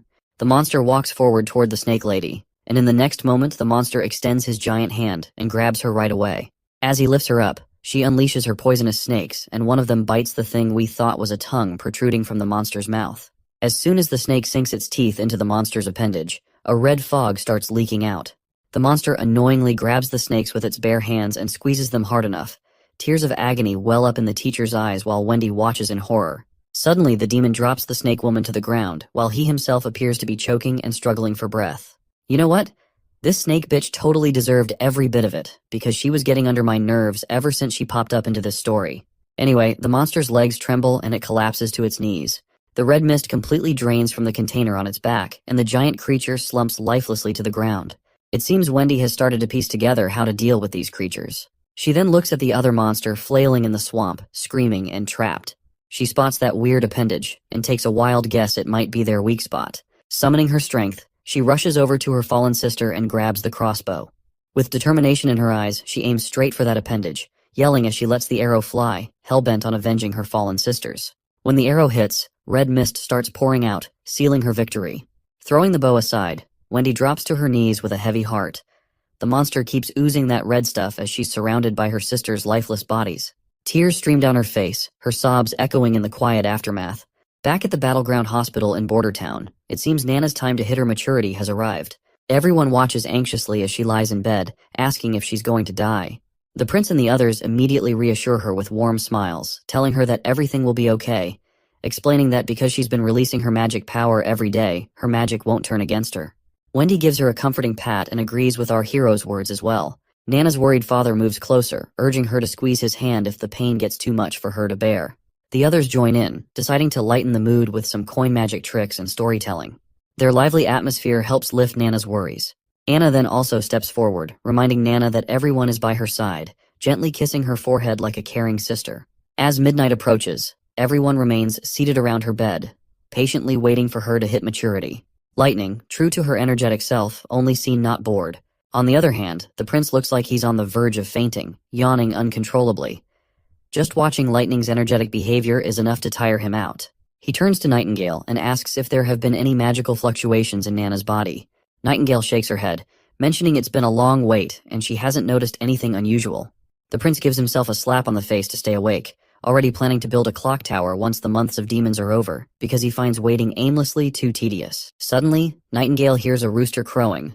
The prince pulls aside the curtain and is momentarily blinded by the morning light. Anna wakes up too, startled by the sudden brightness. It's clear the next day has officially arrived, and everyone is pleasantly surprised as Nana wakes up at daybreak. Lightning bursts with happiness, and her father breaks down in tears. Everyone is incredibly relieved that Nana has successfully passed through her maturity ordeal without any issues. After some time, the prince leans over to Nightingale and asks if she's absolutely sure today is Nana's maturity day. Nightingale nods, mentioning the change was subtle but definite. She agrees with our hero's theory about witches, how daily magic practice can boost their powers and ease their hardships. If all witches get good training daily, they could make it to adulthood without issues. Wendy joins in, saying since the prince is the only one welcoming witches, they could turn Border Town into a sanctuary. She pledges full support, and the prince lights up, saying he's been thinking about this for ages. But since openly inviting witches could get him cancelled by the kingdom, he plans to spread rumors about a sanctuary to let the witches come by themselves. However, if he becomes the king, there will be no one stopping him to invite witches.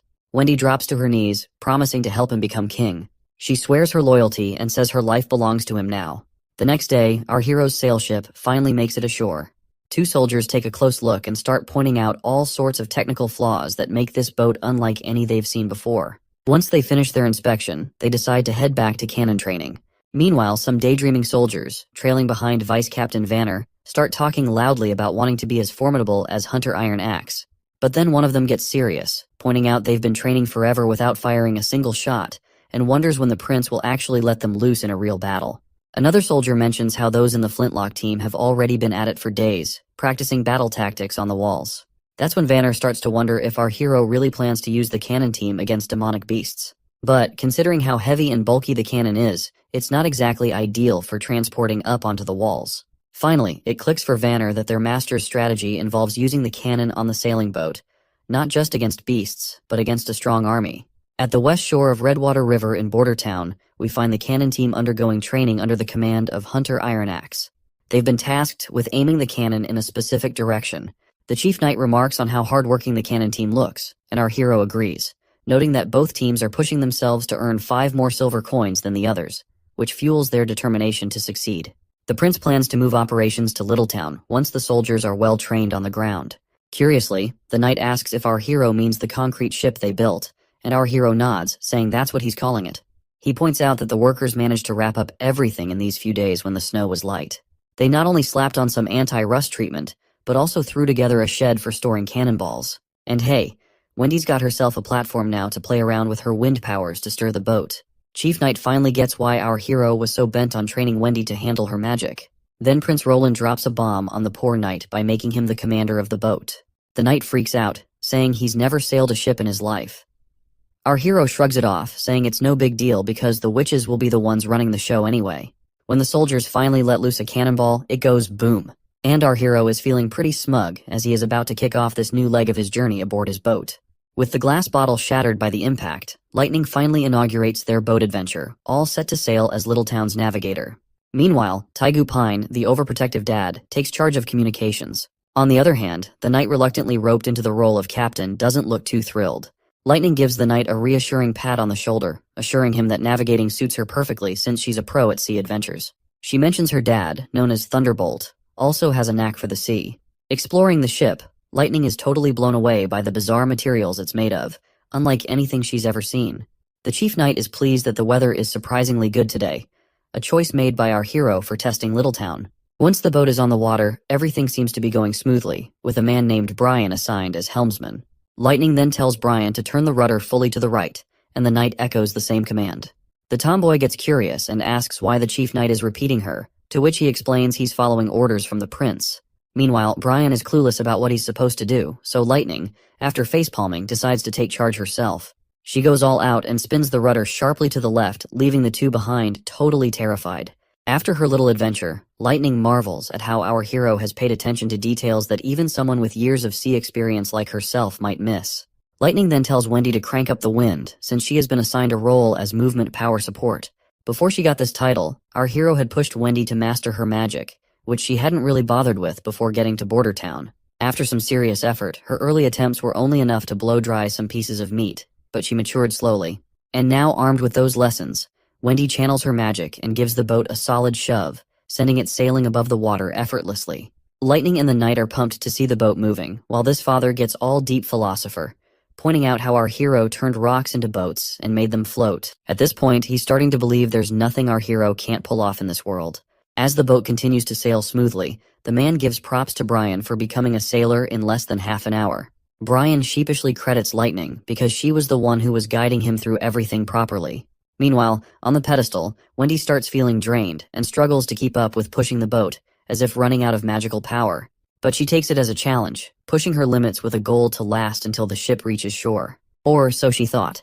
Wendy starts losing consciousness, and Lightning immediately directs everyone to steer the boat towards shore because Wendy has fallen ill. Once the tomboy gets her down, they find Wendy's entire body covered in icy sweat, potentially freezing her to death. They chide her for not informing them about her condition earlier, but it seems their streak of fortune has just taken a turn, as their boat also crashes into some rocks which causes damage. The captain bellows orders, directing Lady Lightning to escort Lady Wendy back to the castle while commanding the others to stay and gather the sails. As Lightning immediately departs with Wendy, the captain of the damaged ship is visibly disheartened. He reflects that while their test of Littletown was not a failure, it hasn't quite been a success either. At least they've identified two critical issues to address, keeping Lady Wendy warm on the pedestal and making the boat shockproof. Meanwhile, back in town, a carriage travels down a desolate road. The driver of this carriage is a one-legged man, and inside the carriage a priest can be seen beating the shit out of this little girl. And this girl is apparently not alone in this carriage. The carriage driver couldn't help but feel sorry for the girls, even though the man inside the carriage seemed to be their only lifeline. Without him, these girls would have likely frozen on the streets. When the man steps out of the carriage, the driver asks if they are all orphans from Wolfheart Kingdom. The priest nods, explaining that churches in the kingdom take in children when food and clothing are scarce. And since church ends up taking tenfold kids nowadays, the priest is glad that they have a driver someone like him to rely on. Grateful for the well-paying job, the driver appreciates earning 20 silvers to transport these orphans. And since he does not have one of his legs, driving the carriage just suits him perfectly. Little does the driver know, these girls aren't ordinary orphans, they are witches. That's why the priest pays him so generously. But the priest doesn't disclose this detail, just urging the driver to keep going without questions and promising payment upon arrival. Once they stop at a hotel to grab some food, the priest tells a woman that he's brought some tender kids for her to take care of. While that awful man parades those girls around like merchandise, the carriage driver can't bear to watch his client exploit them for a quick buck. He closes the curtains, unable to stomach the sight of their humiliation. The scene shifts to Archbishop Maine descending into a vast underground chamber once again. He marvels at the sight, acknowledging that no matter how many times he visits, the grandeur of the dome never fails to take his breath away. The Archbishop asserts that this dome, which he calls a natural creation, is surely the work of the Lord. The Archbishop explains that while the Hermes Church above ground symbolizes steadfastness, the heavily guarded depths of the Hermes dungeon might be the true heart of the church. Once he steps into that mysterious facility, a knight guides the priest deeper into its depths. As they stroll along, we learn these knights are the church's most steadfast hounds, rewarded with homes in these tunnels for their loyalty. Any disciplinary actions are dealt with severely, often resulting in lifelong confinement within the very dungeons they guard. Other tunnels house libraries filled with church literature, historical documents, and notably, the prison where those unlucky criminals rot away for good. Through another door they go, entering the prison where desperate voices beg for freedom, willing to trade their lives just to escape. The priest stops before a particular cell, secured with a large lock. He instructs the knight to wait outside and, once alone, he urges the prisoner inside to eat properly. The priest reminds him that his meals are among the best, though alcohol is understandably excluded. Well, the man in the prison is apparently the King Wimbledon, and he questions if the priest would even have anything to eat in a place like this, while lamenting 6 months of isolation without any news of his son and daughter. The priest appears reluctant to disclose anything, but finally shares the grim news under the king's pressure. Gerald Wimbledon, the king's first son, was executed on Timothy's orders for regicide. The third prince, Garcia, has declared herself Queen of Clearwater, setting the stage for an inevitable clash with Timothy. As for our hero and the fifth princess, they are alive, but there are no significant updates to report. The old man is completely shocked by the news about his first son. He can't hide his sadness as he asks the priest why he waited so long to throw him in jail. King Wimbledon then reveals that the priest used a witch to create a body double of him to get rid of his first son. He acknowledges the church's growing influence across the kingdom, but demands to know why the priest is causing his beloved children to fight each other through royal decrees. He makes it clear that he would never have allowed such strife among his kids. The priest responds by saying that his children are now adults making their own decisions. He points out that his daughter, Garcia Wimbledon, took over Clearwater Port 5 years ago and wouldn't sit back while her brothers fought for the throne. Furthermore, he emphasizes that the church couldn't afford to waste time and had to remove the King Wimbledon to firmly establish their control over the kingdom. The priest declares that the continent will no longer be divided among the 4 great countries which are Dawn, Wolfheart, Everwinter, and Greycastle. Instead, it will unite as one land under the church's rule and governance. The old man, looking defeated as hell, drops to his knees. Blood's dribbling from his mouth, but he still manages to spit out that he'll be waiting for the priest in hell. The priest, not giving a damn, brushes off the whole hell thing, saying their moves are all part of the church's grand plan. The king kicks the bucket right there, probably poisoned. But who knows? The priest sees this as their golden ticket to power, and he is preparing to take down the real enemy they have ahead of them. I guess he is talking about the demons, the true enemy they have yet to repel for the greater good of humanity. Honestly, church politics never really did it for me, but this series has been a wild ride. Can't wait to see what our hero gets up to next. Back at the Witches Association camp in the mountains, the witches who stayed behind are mourning their fallen sisters who died because they did not make it through their maturity. One of them speaks up, worried about their next steps. They barely escaped death themselves, and now their sisters who went off to find the holy mountain haven't returned in 2 weeks. Their food is also running low, which is only adding to their anxiety. Suddenly, they hear footsteps approaching. It's Lady Leaf. She enters the tunnels and drops to her knees, completely exhausted, and her face eventually meets the floor. Rewinding a bit in time, we find Lady Leaf walking a desolate path, her face pale from the harsh weather and hunger gnawing at her belly. Suddenly, her maturity hits hard while on this desolate journey. Just as she's grappling with this personal battle, a monstrous figure appears right behind her. Startled, she turns and begs for help, only to snap awake abruptly from her nightmare. As she sits up, Hummingbird tells her she's been out cold for 2 whole days. The other witches gather around, looking worried. One of them apologizes for discussing serious stuff right after she's woken up, but the sister insists they've already hashed it out. If Kara doesn't come back, Leaf will have to step up as the teacher to keep the association from falling apart after the recent losses. Without a second thought, Lady Leaf decides she's going to find Nightingale. This bombshell leaves everyone stunned. They're hesitant to believe Nightingale's tale about Bordertown, unsure if they can really trust her. Lady Leaf then reassures everyone that they can find a safe place to rest, while she assesses the situation first at the border town. She instructs the purple-haired witch to take the role of teacher if she doesn't return, citing her experience as a former member of association. She places her faith in their hands, emphasizing that if Nightingale's information is accurate, Border Town will become their new holy mountain, potentially ending the need for their current association. Meanwhile, back in town, our party confronts some monsters. When one of the creatures vaults over the wall, Vonner thrusts his spear into its belly. However, as he tries to lift the monster, the spear snaps in half, causing the creature to crash back to the ground. The vice captain quickly orders the muskets to be prepared, and they promptly follow his command, shooting down the monsters without delay. One of the soldiers offers a spear to the vice captain, who is surprised to see a young boy named Claw there. Claw explains that he goes wherever he's needed to help. As the monsters lie defeated on the ground, the captain acknowledges that while they don't pose a significant threat, they must remain vigilant. He expresses his thrill that ever since our hero took charge of Bordertown, they've been able to repel these terrifying monsters. Previously, it was only possible with the help of Longsong Fortress, but now even the town's commoners can fight thanks to our hero's leadership. He notes our hero's consistent presence on the mountain during times of danger, standing alongside ordinary soldiers. Suddenly, a hybrid monster appears, and a soldier promptly reports it as a winged lion hybrid. Lightning eagerly steps up to take on the monster, but our hero advises him not to rush. They stick to the plan. Lightning will act as bait to draw the demon's attention while ensuring she stays at a certain height. The monster lands on the wall's surface, and Lightning, brimming with confidence, decides to go for it, assuring everyone he won't disappoint. The prince officially initiates the hunt, but Lightning's confidence is momentarily shaken when he remarks that our hero's determined roar sounded more like a whimpering dog. After blurting out this unexpected comment, Lightning vanishes, leaving our hero unsure how to respond. He even asks the other ladies if he sounded that weird, and they reluctantly agree. The prince tells the ladies to stick to the plan and stay safe, and they nod in agreement. With a smile, the prince looks up at the sky, pleased to see everything going according to plan. Meanwhile, the monster is getting increasingly annoyed as our mischievous tomboy keeps pelting it with pebbles. She eggs the monster on, and it roars back at her. She dashes around it, teasing and taunting like she's playing tag with a giant cat. The monster gets frustrated and smashes the ground with a mighty blow, but Lightning is still enjoying the game.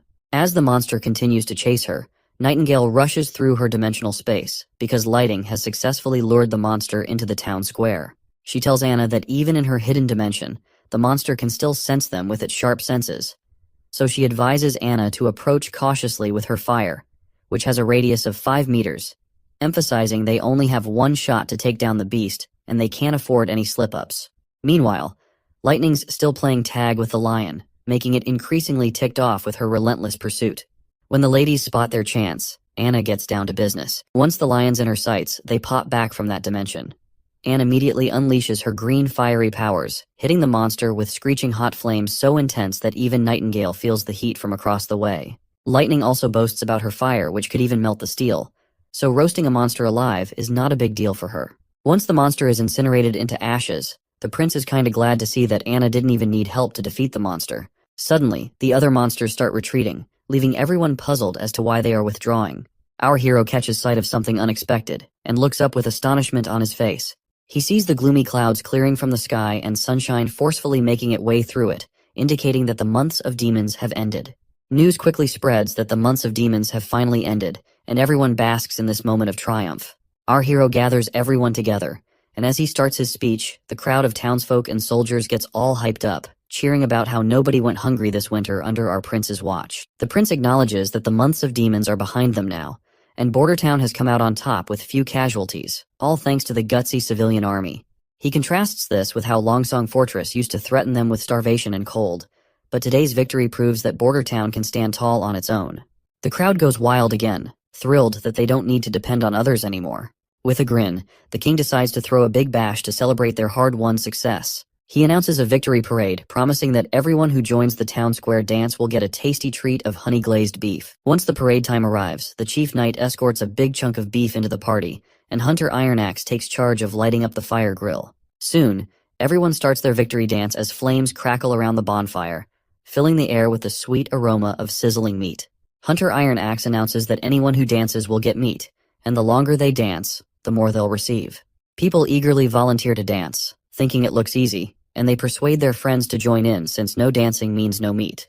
While everyone enjoys themselves, the chief raises concerns about distributing all the remaining stock of meat, fearing the prince might not have anything to eat until the next shipment arrives. The prince feels a bit disappointed, but reluctantly agrees to let the civilians enjoy themselves. So, their lively night continues with everyone dancing around the bonfire, singing, and having a great time. For the people of Bordertown, surviving the months of demons peacefully is an achievement worth celebrating, and festivities like this one will be remembered fondly for years to come. Meanwhile, our prince rushes back to the castle for his own private banquet, where all the witches are eagerly waiting. As soon as the prince arrives, Lightning decides to start the feast officially. Anna roasts sweet chickens with her fiery magic, cooking them to perfection and leaving Nana drooling over the delicious aroma. Nightingale shows off her skills by expertly slicing the meat into many pieces.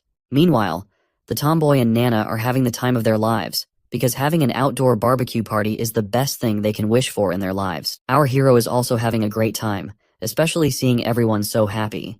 He believes they deserve this kind of luxurious treatment, thinking that people with such incredible abilities shouldn't be treated any less. Suddenly, the boy finds himself getting a sweet smooch from Lightning, right on his face. Nightingale and Anna are absolutely blown away by this unexpected move, and our hero's reaction is just as stunned. When the tomboy is asked about this abrupt kiss, she points out that women may kiss the territory ruler during celebrations, and it's a tradition. Meanwhile, Nightingale feels annoyed and a bit jealous, while Wendy clearly sees the tension.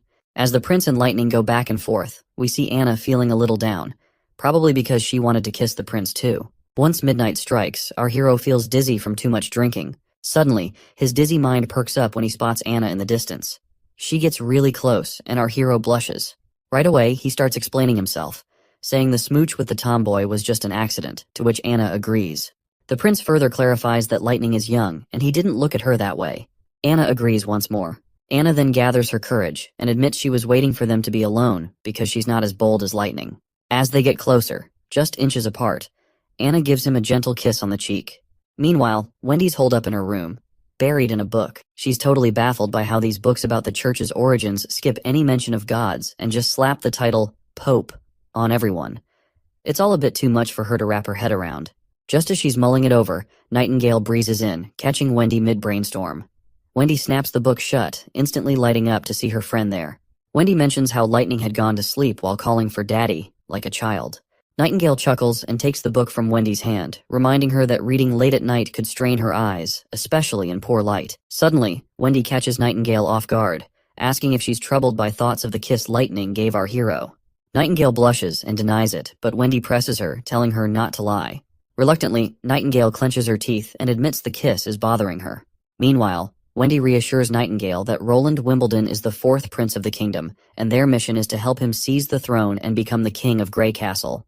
She's confident he'll protect the witches under his rule, and when the time comes, marry a princess or a duke's daughter to secure the next generation.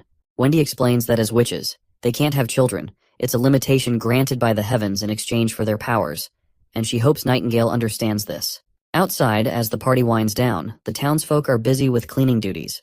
They're already nostalgic for the months of demons, thanks to our hero who made their days unforgettable with his inventions and victories. They're also curious about what the artillery division will do now that the demons are gone. Vanner assures them they'll find out tomorrow. The next morning begins with the sound of horns, gathering all the soldiers for an announcement from our hero. Iron Axe informs them that since they've successfully protected Bordertown from the demons, every member of the civilian army is now a private soldier under Prince Roland. However, he gives them the option to leave if they wish not to continue. A knight asks if being in the private army means they'll become knights. Hunter Iron Axe clarifies that a private army is a professional military force dedicated to protecting Prince Roland and his territory. They'll undergo year-round training focused on battle readiness, stricter discipline, and will receive higher salaries. The soldiers aren't totally sold on the better pay part, so Iron Axe lays it out. There's going to be a military ladder in this private army. With those who achieve outstanding results in battle will be promoted. Military officers will receive higher salaries and even land of their own. That news fires up the troops, who are now all about this new challenge and the rewards that come with it. But Iron Axe sternly reminds the excited crew that being members of the private army means their conduct must be far more disciplined than before. He emphasizes that any deviation from the code of conduct will result in severe consequences, such as forced labor or even execution. The squad members visibly tense up at the stern warning, and Iron Axe challenges them to reconsider their commitment if they have doubts. Despite the harsh conditions, Vanner remains steadfast in his determination to keep serving our hero, Roland, no matter what challenges arise. Seeing no one willing to leave the private army, Iron Axe raises his voice again with the authority of a seasoned captain, reminding them that they are now Prince Roland's private army. He declares that their training and conditioning will begin immediately, establishing a tone of strict discipline from this point forward. Back in the castle, Lightning reports to Prince Roland about the plans for the private army. She explained that due to the lingering snow outside the city, the soldiers will be crawling more than running during their 4-mile daily routine. While Lightning admires the new blueprints our hero has recently drawn up, the prince himself is deep in thought, contemplating the daunting task ahead of him, creating the army's structure from scratch, including regulations, rewards, and penalties. The sheer magnitude of the task gives him a major headache, considering he played military chess in his youth, but has since forgotten much of it. He's determined to innovate and do something unprecedented in this world and time. As they examine the blueprints, the word bayonet catches their attention. Before they can delve further into their discussion, a knock on the door interrupts them. With both witches vanishing into thin air, our hero grants permission for the visitor to enter. The old custodian surprises us once again by reporting that there's an aristocrat named Chris who wishes to meet our hero. Chris had left during the months of demons and has now returned, visibly upset because his house was demolished due to the construction of the walls. When our hero confronts Chris, the noble sternly demands answers about why the prince allowed his house to be taken down. He emphasizes how he spent a substantial amount, 150 golden coins, to build that magnificent mansion. Our hero bluntly asks if Chris is referring to the westernmost house in Bordertown, to which Chris confirms. The prince apologizes, explaining that it was necessary because the house was too close to the wall and obstructed troop movements. However, he reassures Chris that the city will reimburse him for his loss. The greedy noble immediately perks up and asks how much he'll be getting. Our hero points out 20 golden royals, but this greedy guy isn't satisfied with such a small amount. Eventually, he agrees and asks where he can collect his money. The prince then reminds him that the sum has already been transferred to the property's rightful owner. The noble gets agitated and slams his hand on the desk, insisting he is the rightful owner of the property. Our hero cunningly points out that if the property truly belonged to him, why hadn't he been there even once during the months of demons? The noble explains that he had stayed at Longsong Fortress because he didn't want to die in Bordertown. That is when the prince sees his opening, and questions whether this fat cat is implying he deserted his ruler out of fear of the demons. As the chief knight strides over, he claps the noble on the shoulder with a fierce look, letting him know that admitting his mistake about the house ownership can make this whole thing just a misunderstanding. He warns the noble that he can leave quietly to avoid any trouble, but if he does not leave, he will be charged for the act of treason and will be executed right away. The noble starts sweating bullets, finally owning up to his blunder and admitting the house isn't his. Our hero plays it cool, casually telling him it's all good and he can head out without any fuss. Before the noble scurries off back to Longsong, our hero tosses a message with him to carry. If any other nobles want to dodge treason charges, they better think twice about returning to town. It sounds like the noble is seething with frustration as he vents his anger by punching a nearby tree. He's convinced that once the Longsong Duke takes control of the territory, the prince will have to return, and this fat cat will wait for the moment to gloat over our hero's supposed downfall. As he storms down the road, his fury subsides when he spots a woman covered from head to toe, and the noble is taken aback by her beauty. He's never seen such elegance, not even among some princesses. Watching her stride purposefully toward the castle, he begins to wonder if she might be our hero's wife.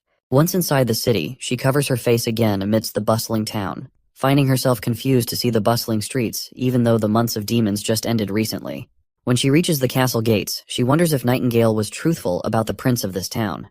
She hesitates before entering, but then she makes up her mind, thinking she could handle at least 2 guards if it came down to it. The knights at the castle door react sharply at this robe figure, ordering them to back off, as this is not a place for commoners.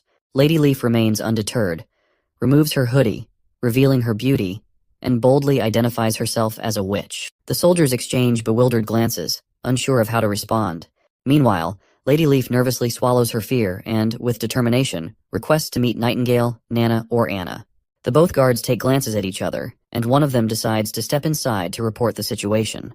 While seeing those soldiers go, Lady Leaf remains fearful that the soldier might be fetching reinforcements, or perhaps Nightingale had deceived them about the existence of Nana and Anna. With her head down in thought, she suddenly feels warm hugs from both Nightingale and Wendy. Once she realizes that they are her friends, the Lady Leaf is stunned to see both Nightingale and Wendy embracing her, their eyes moist with tears of joy. Wendy whispers a heartfelt "welcome home" into Lady Leaf's ear, which causes her to burst into tears herself. Meanwhile, our hero is seen yawning, and Wendy brings him some tea. During their tea time, our hero inquires about Nightingale, prompting Wendy to happily reveal that Nightingale is welcoming a new sister who has recently arrived.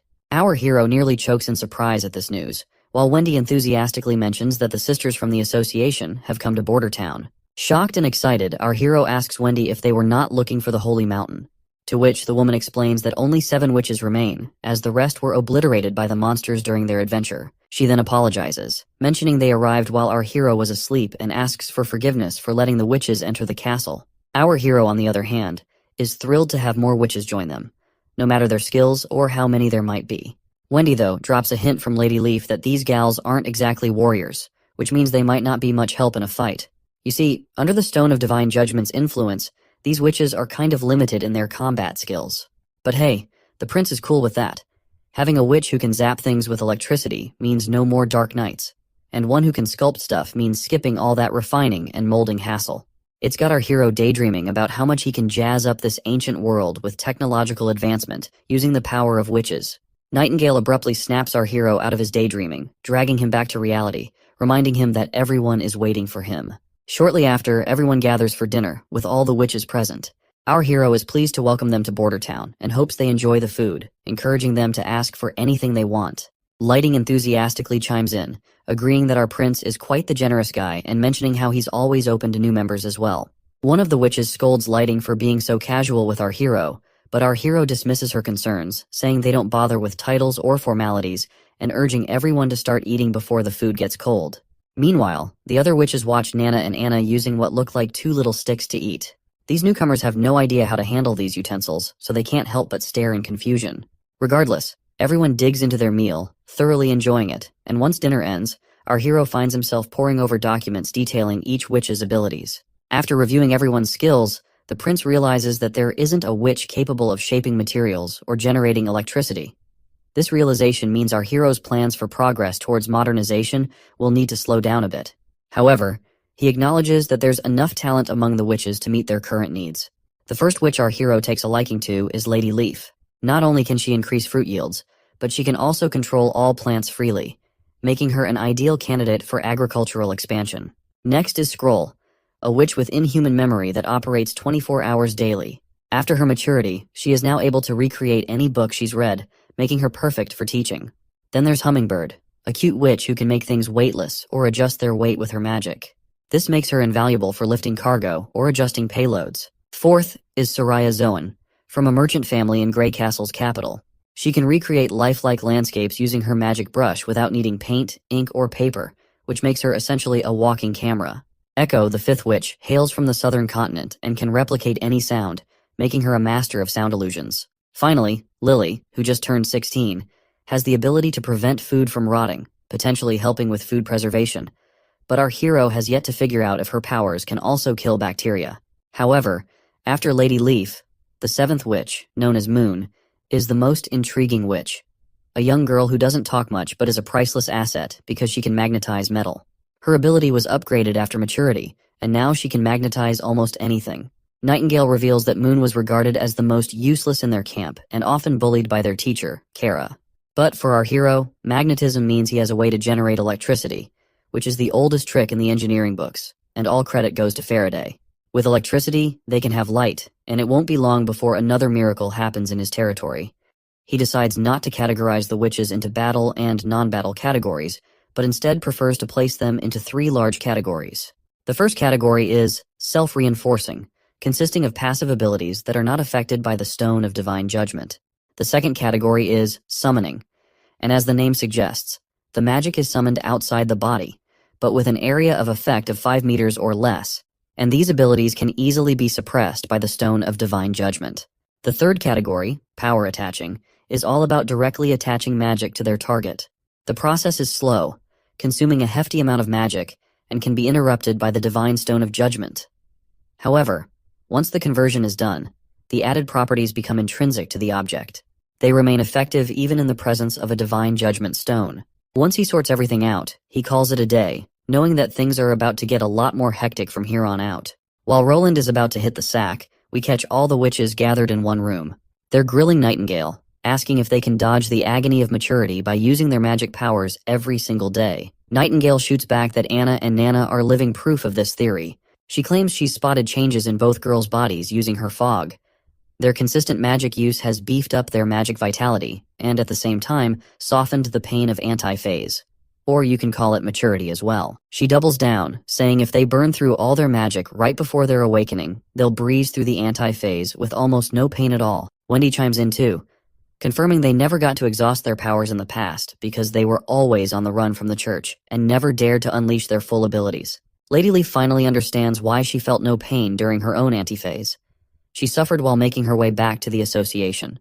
It was probably because her magic was exhausted after battling those demons. Once Lady Leaf finally understands the cause of their suffering due to the anti-phase, she is terrified to realize that there was no holy mountain they were chasing after. However, Wendy immediately reassures her that the holy mountain may not be a physical heaven-like place. Instead, this town is more than the holy mountain to every witch because there is no discrimination here. A witch then suggests that if all this turns out to be true, then perhaps other witches might have also found their way around anti-phase. However, she reveals that she had sent letters to the other witch associations in the kingdoms of Wolfheart and Daw, but received no replies. Nightingale reveals that Roland is trying to gather all the other witches by spreading rumors in the cities about this town being the holy mountain, hoping they'll gain confidence and come to this place too. Another witch admits she still doesn't understand Prince Roland's motives, questioning why he's taking an interest in them. One lady speculates he might want them as dancers like other nobles. Nightingale gets mad at this portrayal of our heroic prince and tells everyone they'll understand him better once they've lived here longer. Wendy agrees, speaking from her experience living there, vouching for Prince Roland. She advises them to be prepared to sign a working contract with the prince tomorrow. So, the next day rolls around, and everyone gathers in the dining room. Prince Roland lays down the law, telling everyone to carefully read through the contract details before scribbling their names. He urges them to start practicing their abilities according to the plans in the contract. Lady Moon pipes up nervously, worried she'll mess things up during her practice once again, like that time she almost bonked Lady Lily with an iron pan. Roland quickly reassures her, saying he will assist her in her training. He then tells Lady Scroll, Leaf, and Lady Soraya they are going to meet him privately. Later on, we find ourselves in our hero's office, where he starts his questioning. He kicks things off asking about the incident where they encountered creepy creatures, and only 7 witches made it out alive, including the teacher from the association who bit the dust in the Badlands. He wants to know if those things they saw were hybrids. Everyone clams up, especially Lady Leaf, who faced those beasts alone. She trembles a bit and finally speaks up, and states that they weren't demons but more like devils from the underworld. She mentions that they had tall frames and they could control demons, and they had magic as well, just like witches. The boy turns to Lady Soraya, asking if she was there when those monsters showed up. Anxiously, she confirms, and our hero slides a paper towards her, urging her to sketch out what the monster looked like. If you're confused about if Sister Leaf was the only survivor, then how did Soraya see those monsters? To clarify, Lady Leaf allowed some of the witches to retreat while she fought the monsters. Anyway, Lady Soraya conjures her special pen, leaving Roland in awe of her skill. She starts sketching, and with some deft strokes, what appears on the paper terrifies both our hero and Nightingale. Soraya feels drained after completing the drawing, and Lady Leaf wastes no time pointing out that the monsters in the picture are exactly the devils they encountered. She explains how one devil could throw javelins at lightning speed, while another could summon lightning itself, all alongside their immense physical strength. Lady Leaf also notes their weakness. They couldn't sustain their special attacks continuously, which she exploited to defeat them solo. Roland is shocked to hear that Lady Leaf took on those monsters alone. She then clarifies that she discovered a weakness under the devil's masks, a tube that was vulnerable. Kara's snakes bit the tube, severing it and causing the monster to perish, though it also cost Kara her life. So, the Lady Leaf used the same strategy to defeat another monster, discovering that there was red gas inside the tubes, which dissipated and caused their deaths. Prince Roland quickly realizes this sounds exactly like a respiratory system. But looking at the pictures, he's unsure if these creatures are aliens. Their skills and weapons don't seem to match up with typical alien descriptions. She then reveals they also encountered a floating city in the sky. No matter how much they tried to approach it, it always remained distant. Lady Leaf points out that the floating city might be a mirage. Our hero asks if they can draw it, because if it's actually a mirage, then the real devils could be somewhere in the Badlands, and the red blood mist above the city is what the devils breathe. Soraya starts drawing again, while Prince Roland considers that the flatlands to the west of the mountain range are unknown territories, so it's not surprising that other beings might live there. He then turns to Lady Scroll, asking about the ancient text Kara read about searching for the Holy Mountain. The girl explains that Kara never let anyone read it, but she once peeked at it. However, the text is scrambled and sloppy, and its contents are unimaginable. Prince Roland instructs Sister Scroll to recreate the ancient script for him, but she insists it's misleading nonsense and shouldn't be delved into. Despite her reservations, she conjures up a book as commanded, quickly closing it and explaining it's meant for his eyes only, fearing others might end up crazy like Kara. The prince nods, and later we find Nightingale snacking while Roland immerses himself in the book created by Sister Scroll. He asks Nightingale if she's not curious to see it, to which she simply walks away, uninterested in anything that might mess with someone's head. Roland argues that reading text won't drive anyone insane, and besides, he can't fully understand most of it because its language and grammar are archaic. He points out there's no mention of a holy mountain so far, only references to a bloody crimson moon and a massive stone door. He can decipher each word individually, but piecing them together is proving challenging. Suddenly, his eyes go wide as he gets something crucial from the text. The line he reads states that, "We regular humans don't stand a chance against these devils." Roland keeps reading from the book, telling how the divine stone of judgment couldn't hold up against the devil's relentless attacks. These monstrous enemies, scary as heck just with their brute strength, brought down the holy city of Tequila. They scattered all over, climbing mountains and crossing rivers to escape the underworld's door. The writer then spills that she's on her deathbed, being eaten alive by the devil's power. No medicine can help, so she's writing to her buddy Nataya for a favor. She explains how Alice's Judgment Army experiment is wrapping up, successful in making warriors who can stand toe-to-toe with the devils. But she's afraid even if they beat the devils, it won't be a real win. It'll just spell disaster. She begs Nataya to shut down Alice's Judgment Army, believing only Nataya can make that call. Once he reads all of this, Roland grabs his head in utter confusion. He speculates that Kara might have mistaken devils for witches, believing witches would reign supreme and prompting her to bring down the church's army. But he's still confused by how Kara had planned to overcome the Divine Stone's power, which is effective against witches, but useless against devils. With that knowledge in mind, at least he now knows the devils mentioned are a separate species, not witches. Still puzzled, Roland wonders when the church fought these devils and what kind of place Tequila is. He's frustrated with the original Roland for not taking studies seriously, leaving him with a disappointingly empty brain focused only on pleasures. He turns to Nightingale, asking if she knows where Kara found the book that drove her mad. Nightingale explains Kara already had the book when she joined the association, but she points out that, according to Wendy, the association was started by some witches who happened to meet in a sea breeze town. Nightingale explains that Kara, Wendy, and Scroll are the original members of their group. They discovered ancient underground ruins in the eastern forest near a town, but only Kara investigated further and claimed to have found the book there. After this discovery, the association expanded, and the church caught wind of their association and began a manhunt. Kara fled to the mountain range in search of the Holy Mountain, and that's the extent of their association's history. She then asks Roland if he's up for checking out the ruins. Roland shakes his head, saying the eastern forest is too far, and he'd rather focus on developing his territory than wandering off. Roland has another idea brewing: setting up a proper organization. He assures them it won't be like before, obsessing over holy mountains.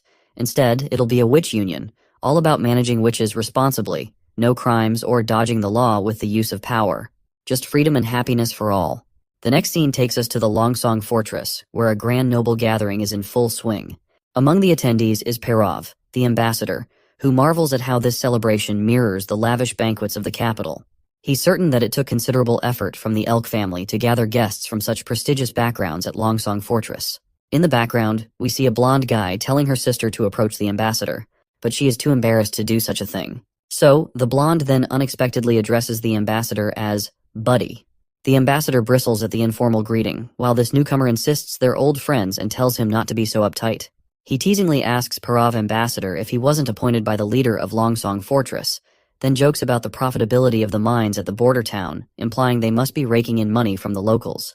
Perov quickly dodges the question, but the loudmouth keeps blabbing, sharing how he was headed to the holy city but got stuck in a blizzard, which probably saved his life. Curious, the redhead asks for clarification. The blonde reveals that the new holy city nearly fell, with demons breaching the inner city. If the church hadn't sent their strongest warriors,